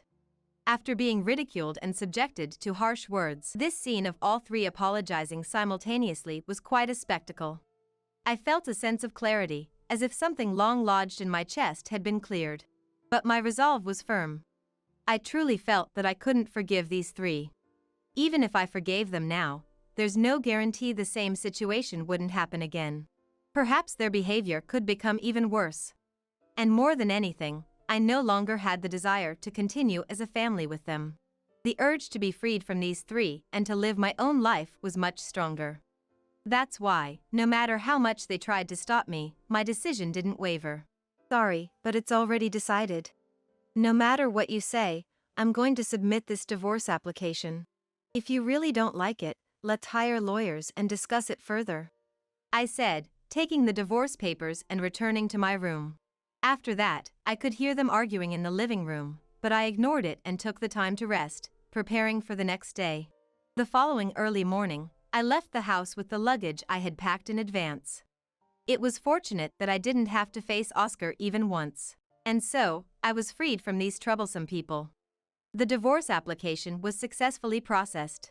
However, what became more contentious was the issue of alimony. I wasn't interested in receiving any alimony, for I was satisfied as long as I can get divorced. But Oscar, perhaps trying to squeeze every penny he could from me, demanded $100,000 in alimony, concocting some plausible reason like my alleged infidelity. Of course, there was no truth to such claims, so his demands didn't stand. I heard from a friend about what happened afterward. Following that incident, Oscar and his parents reportedly had a significant falling out. After I sold the house, Oscar was evicted and had to move in with his parents. But, shocked by the turn of events, he quit his job and started relying on his parents, which infuriated them. Now, he is said to be living alone in an apartment after being kicked out of his parents' house. He seems to be desperately trying to get in touch with me, reaching out to mutual friends haphazardly. It's utterly bothersome, but I have no intention of communicating with him, so I've taken the precaution of asking friends not to share my contact information. Dealing with him has been a headache, but even so, I am happy now. Having severed ties with him and his parents, I've embraced a life of freedom. My current environment, where I can focus entirely on my work, seems to suit me well. After all that has happened, I'm not keen on married life for a while. For the time being, I plan to cherish the time spent with friends and live each day to the fullest. In this long life ahead, I want to live for myself. Sometimes I wonder if everything would have been different if my dad hadn't died that spring morning at Stanford. I was only 6, but the memory is etched into my mind with the clarity of a high-resolution display. Dad was making his signature Sunday pancakes in our faculty housing kitchen. He always shaped them into binary code patterns, a quirky habit from his computer science lectures that never failed to make me laugh. Mom was setting the table, humming some Silicon Valley startups jingle that's probably obsolete now. "Emma, sweetheart, come help your old man debug these pancake algorithms," Dad called out, waving his spatula like he was conducting a code review. I abandoned my tablet with its coding game, Dad's idea of age-appropriate entertainment, and rushed to the kitchen. That's when it happened. The spatula clattered against our sleek granite countertop, and Dad clutched his chest, his face contorting in pain. Everything after that becomes a blur of ambulance sirens, antiseptic hospital corridors, and Mom's mascara-stained tears. Just like that, my father, Stanford's rising star in computer science, was gone, leaving behind a Silicon Valley home that felt as empty as an unused server farm. Mom didn't stay in mourning long. She met Michael at a grief counseling group for tech industry professionals who'd lost their spouses.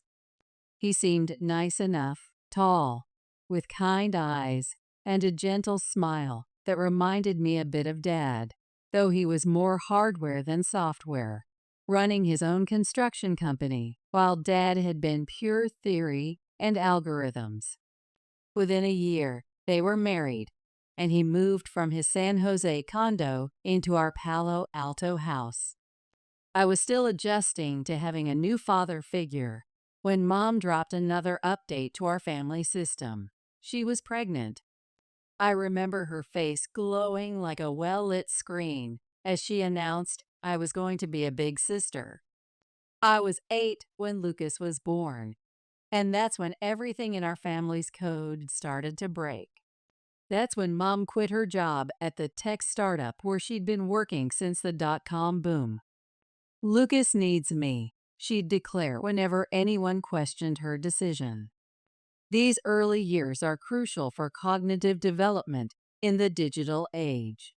I wanted to ask about my early years, about whether they hadn't been crucial for my cognitive development too, but the words remained uncompiled in my throat.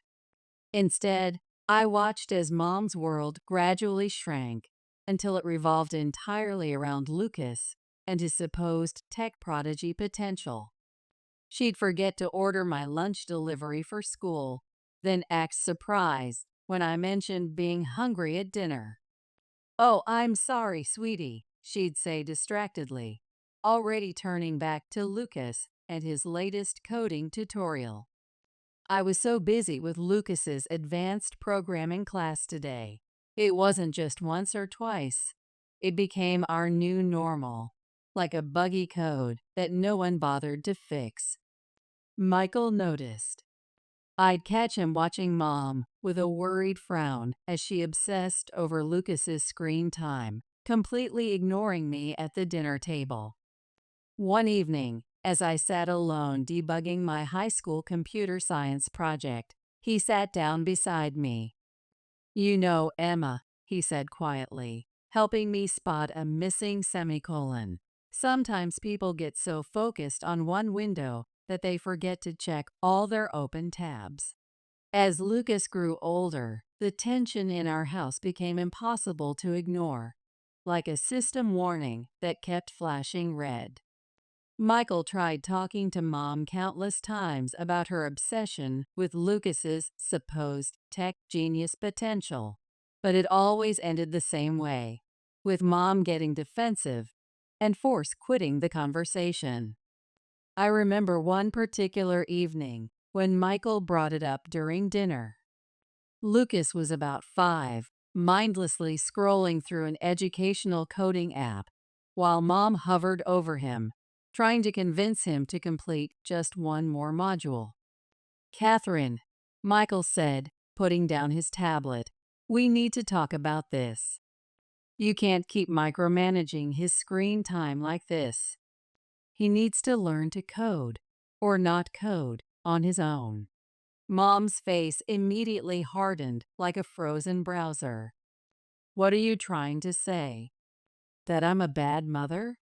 That I don't know how to raise the next Steve Jobs? That's not what I meant, and you know it," Michael replied, maintaining his calm like a well-optimized system.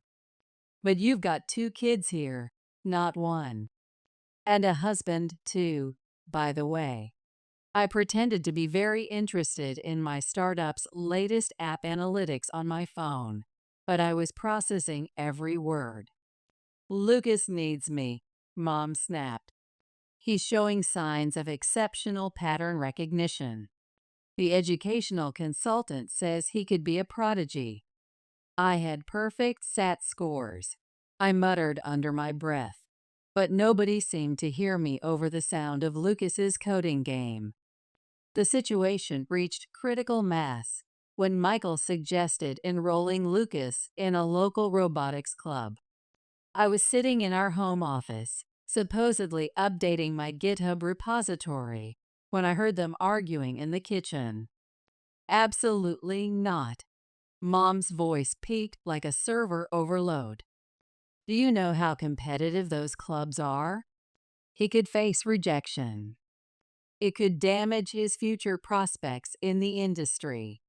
For God's sake, Catherine, he needs real-world experience. You can't protect him from every system failure." But Mom wouldn't budge. Instead, she enrolled Lucas in private coding sessions at home.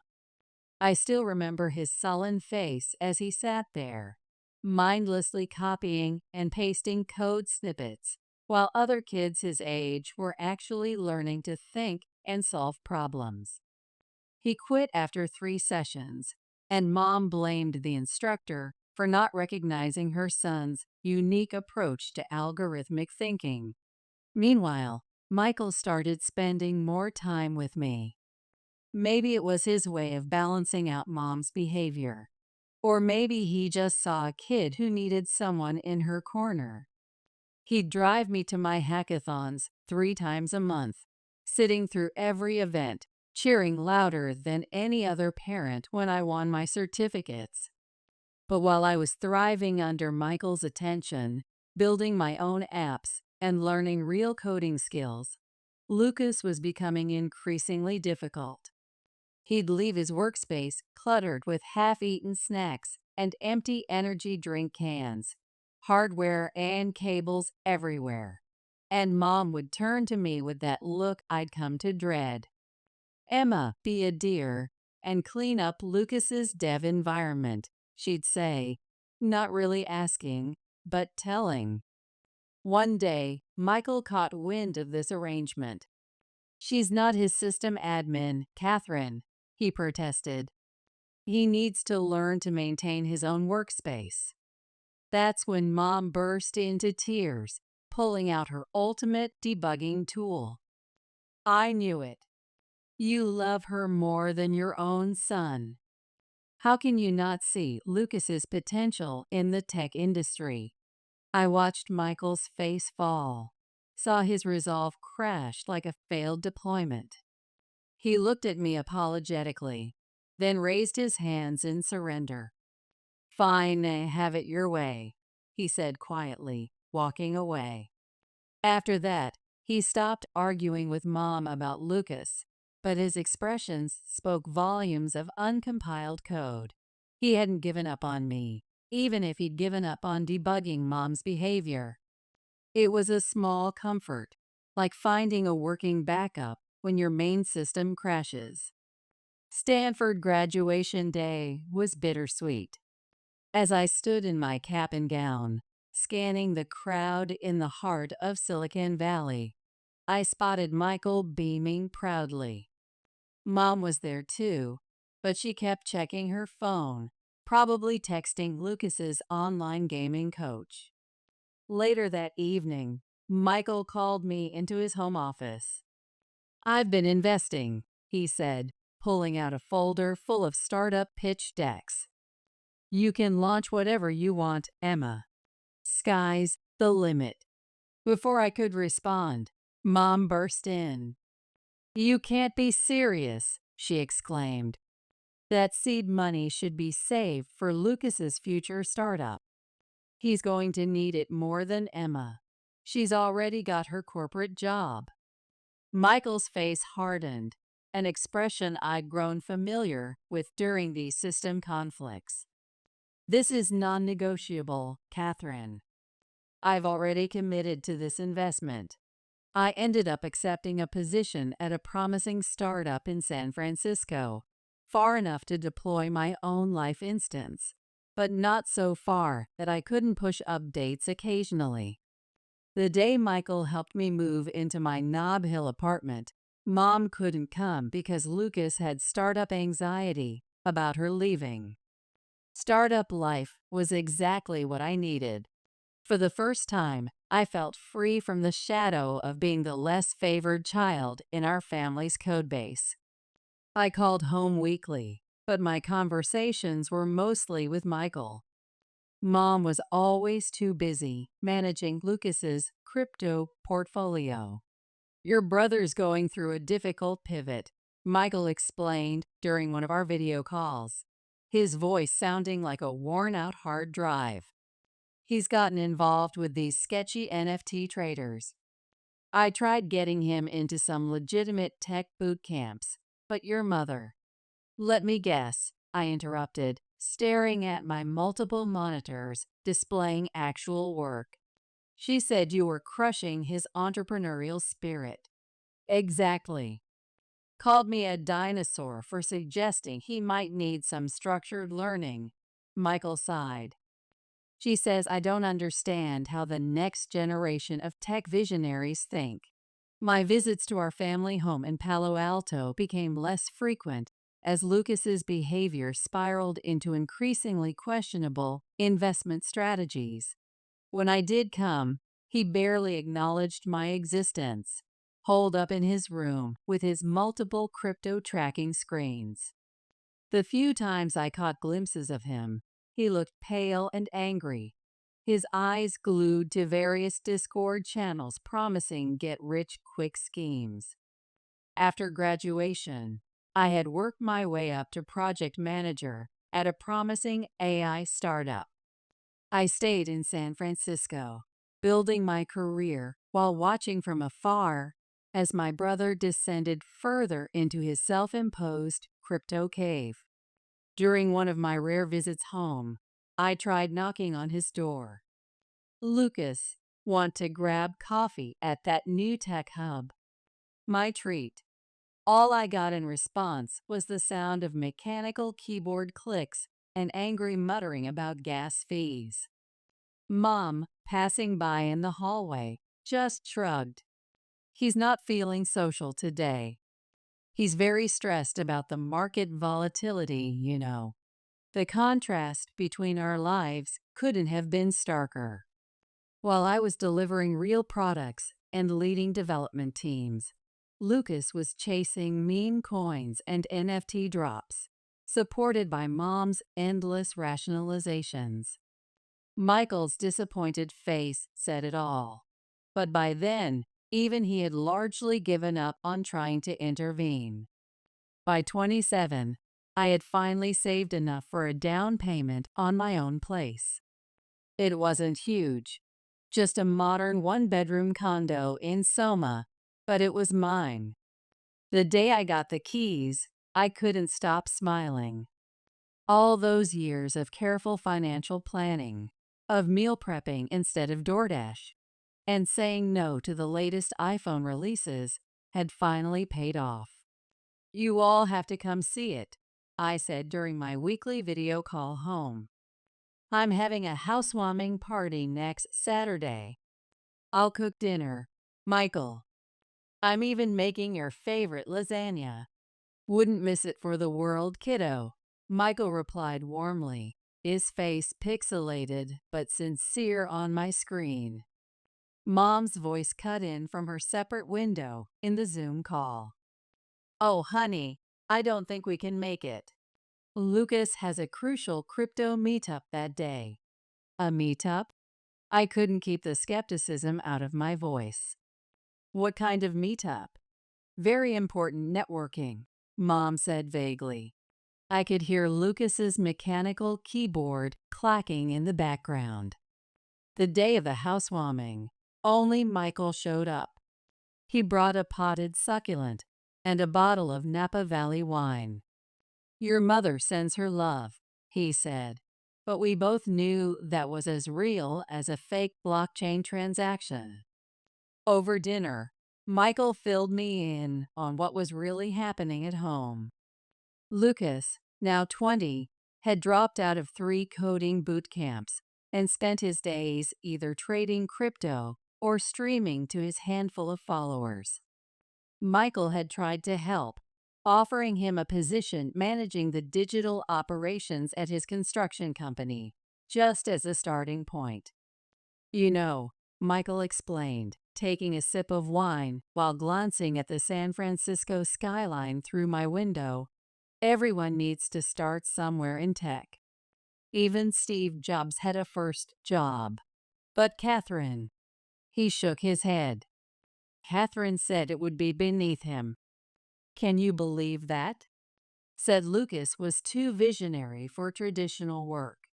Too visionary to work, but not too visionary to burn through his crypto savings, I muttered. Michael gave me a sad smile. "I keep trying, Emma. God knows I keep trying." That was the last real conversation we had. 2 months later, I got the call that changed everything. Michael had collapsed at a construction site, massive heart attack, just like my Stanford professor father. By the time I made it to Stanford Hospital, he was gone. The funeral was surreal. Mom put on quite a show, sobbing dramatically and telling anyone who would listen what a wonderful husband Michael had been. "We were so happy," she wailed. "How will we manage without him? What about Lucas's startup dreams?" I watched her performance with a mix of disgust and pity. Her tears weren't for Michael, they were for her dwindling bank account. I could see the calculations running behind her grief-stricken facade. Michael had been the sole investor in their lives. Without his income, how would she maintain Lucas in his wannabe tech entrepreneur lifestyle? Lucas didn't even bother to wear a proper suit to the funeral. He showed up in a wrinkled Bitcoin t-shirt and jeans that had seen better days. He spent most of the service checking crypto prices on his phone while Mom made excuses for him. He's processing his grief through market analysis. Standing there at Michael's grave in the Silicon Valley Memorial Park, I couldn't help but think about how history had repeated itself. Another father figure, another heart attack, another funeral. Only this time, I was old enough to see everything clearly, including the fact that Mom's tears were more about her depleted portfolio than her broken heart. A year after Michael's death, I had mostly lost touch with Mom and Lucas. What little I knew came from Aunt Linda's occasional LinkedIn messages. "They're getting by on Michael's investments," she told me. "Your mom sold his Tesla last month." His high-end workstation setup went before that. I tried not to care. I really did. But when Mom's number flashed on my iPhone one Tuesday evening, my heart still skipped a beat. Emma. Her voice sounded smaller than my laptop speakers. I need you to come home. Please. Something in her tone made me book a lift for the next morning. When I pulled up to our old house in Palo Alto, I barely recognized the place. The once pristine lawn Michael had meticulously maintained was overgrown with weeds. Paint peeled from the window frames, and the smart home system seemed to be offline. But the house wasn't the only thing that had crashed hard. Mom opened the door, and I had to suppress a gasp. The vibrant woman I remembered had been replaced by someone who looked like she'd aged exponentially. Deep wrinkles lined her face, and her hair, which she'd always kept perfectly styled for her Instagram, showed stark gray roots. Come in, she said, leading me into the living room. The house smelled musty, and dishes were piled in the sink. A thin layer of dust covered everything, including Lucas's collection of gaming monitors. This from the woman who used to make me rewrite code if she spotted a single syntax error. Mom, what's going on? I asked, settling onto the couch. A spring dug into my thigh, another thing Michael would have fixed immediately. She broke down almost immediately. We're running out of money, Emma. My pension barely covers the Wi-Fi bill and Michael's investments. She twisted her hands in her lap. They're almost depleted. What about Lucas? Is he contributing anything to the household expenses? Mom's face did that complicated dance between embarrassment and defensiveness. He's looking for seed funding. It's not his fault. These venture capitalists, they just don't understand his vision. The last startup accelerator wanted him to have a working prototype, and the one before that expected him to show revenue projections. With his innovative ideas, I felt my jaw tightening. Mom, in the current tech landscape, he needs to show some actual development skills or business metrics. You don't understand. She cut me off, her voice rising to that familiar pitch that always preceded a Lucas defense. Then, abruptly, her tone changed. Emma, we need your help. We won't survive without it. I hate to ask, but you're doing so well in your startup career. I knew what was coming. Part of me wanted to refuse, to remind her of all the times she chose Lucas's imaginary potential over my actual achievements. But looking at her worn face, the trembling hands, the desperate eyes, I couldn't. How much do you need?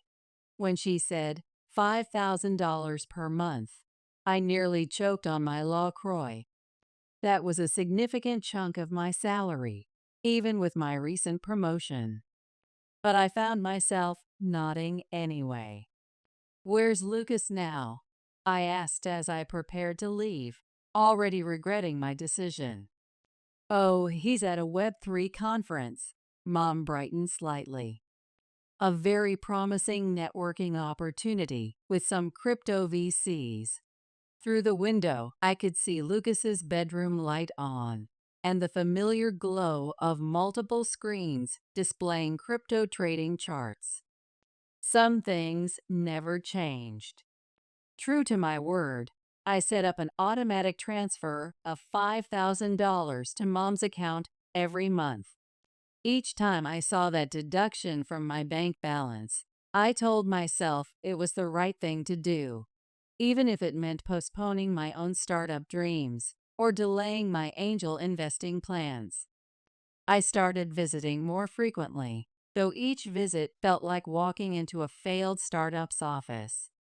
Lucas was always there, either glued to his trading screens or sprawled on the couch with his fourth Red Bull of the day. "How's the startup coming along?" I'd ask. "Mind your own exit strategy," he'd snap, or sometimes just grunt and turn up the volume on his crypto YouTuber streams. During the holidays, I couldn't stand seeing the living room in such disarray. The smart home system was completely offline, and there was water damage near the mining rigs that would have driven Michael crazy. So I spent my year-end bonus hiring contractors to fix it up. When Mom sprained her ankle in February, I called to check on her. "Oh, it's not so bad," she said, though I could hear the pain in her voice. "Is Lucas helping you?" "He's busy with some important Discord meetings." I hired a home health aide the next day. The money I'd been saving for seed investments went to cover her wages for the next 3 weeks. Then came the day I walked into the house and found a stranger sprawled across our sofa. She looked like she'd stepped out of a TikTok influencer's feed. Designer athleisure, perfectly contoured makeup, and a phone permanently attached to her hand. She was scrolling through her Instagram, surrounded by empty Soylent bottles and protein bar wrappers. "Who are you?" I asked, though I had a sinking feeling I knew the answer. Lucas emerged from his room. "This is Ashley," he announced. "My fiancée. She's an upcoming tech influencer. She lives here now." Ashley didn't even look up from her phone, just kept scrolling through her TikTok feed. I watched in disbelief as she reached into the grocery bag I just brought and helped herself to the organic snacks I'd bought for Mom. "Nice to meet you too," I muttered under my breath. Later that evening, I called Mom to get her take on the situation. "Oh, Emma," she sounded more animated than I'd heard her in months. "Isn't it wonderful? Ashley has over 10,000 followers. She's going to help Lucas launch his personal brand. She's been such a good influence on him. He hasn't lost money on NFTs in weeks. That's because he's spending my support money on her designer loungewear," I thought, remembering the shopping bags I'd spotted in the recycling bin. But I held my tongue. "And he's talking about launching a startup," Mom continued excitedly. "Ashley's cousin knows someone at a crypto VC firm. Lucas says it could be his big break into Web3.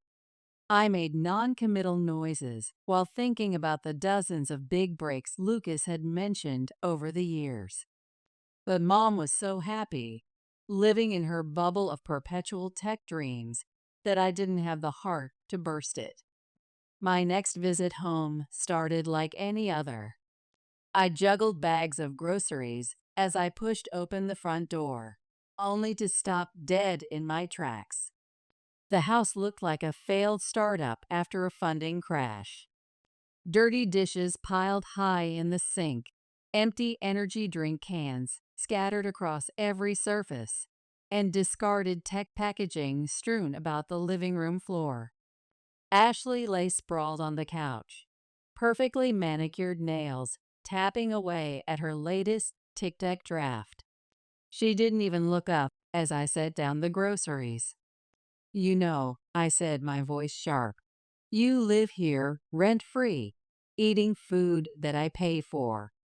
The least you could do is help maintain the workspace." She looked up slowly, a smirk playing across her heavily filtered face.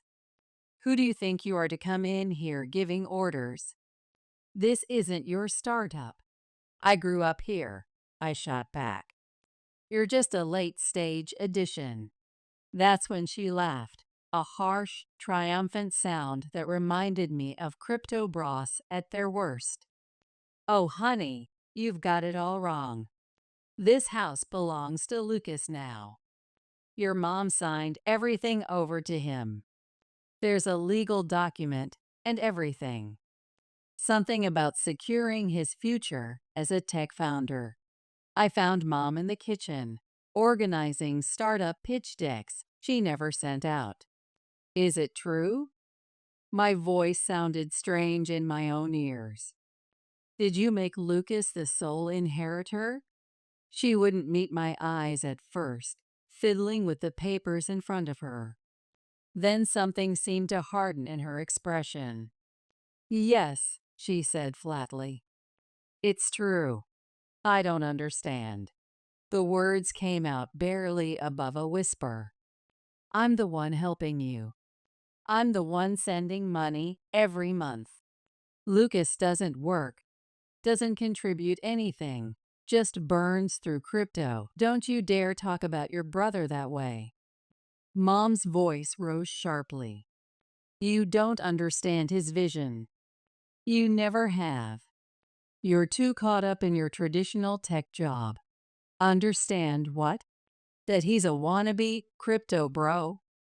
That he's perfectly content to live off my salary while his influencer girlfriend turns our home into her content house? Oh, stop being so negative. Mom's face twisted into something I didn't recognize. You want to know the truth?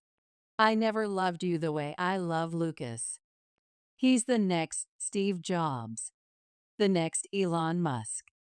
You're just conventional, playing it safe with your real job and your proven technology. And I don't want to see you here anymore. The words hit like a failed deployment in production. All these years, I'd told myself that Mom did love me. She just showed it differently. That somewhere beneath her obsession with Lucas's supposed tech genius, she cared about me too. Now I knew better. I turned and walked out, Ashley's triumphant laughter following me down the hall. The sound of her recording another TikTok about toxic family drama echoed behind me. 21 years of hoping, of making excuses, of trying to earn my mother's love. All of it ended with the quiet click of a door closing behind me. The drive back to San Francisco from Palo Alto was a blur. I don't remember the commute. Don't remember walking through Soma. Don't even remember entering my key code. But I do remember the moment of clarity that came as I stared at my banking app, at the automatic transfer to Mom's account. $5,000 every month for the past year. My finger hovered over the screen for a moment before I decisively clicked Cancel Recurring Payment.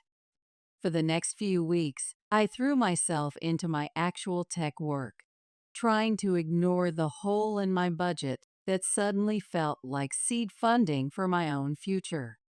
I started researching angel investment opportunities for the money I'd been sending home. Maybe I could finally start my own AI company, a real startup, not just a fantasy. Then, exactly 1 month after my last visit home, Mom called. The money didn't come through, she said without preamble. No hello. No how's your latest project. There must be some mistake with the transfer. There's no mistake, I replied, surprised by how steady my voice was. I canceled the transfers. There was a moment of stunned silence before she exploded. You what? How dare you? After everything I've done to support the next generation of tech innovators, I actually laughed at that. Everything you've done? Like what, Mom? Ignoring my actual achievements. Forcing me to bankroll Lucas's crypto addiction? Telling me I'm too conventional while I'm actually building real products? That's different. She was using her familiar Lucas defense voice. You know I was upset. But you can't just stop helping us. We're counting on that money. Lucas and Ashley are planning to attend an exclusive Web3 retreat in Miami. They need to network. They need to network, I interrupted, my voice rising. The Lucas needs networking from what, exactly? His failed NFT projects? His zero GitHub commits? Let me tell you something, Mom. Lucas doesn't need a Web3 retreat. He needs a real job. How dare you speak about your brother that way? You're just jealous because. Because what? Because you left everything to him? Fine. You made your choice. Now he can bootstrap his own life. You ungrateful, close-minded little.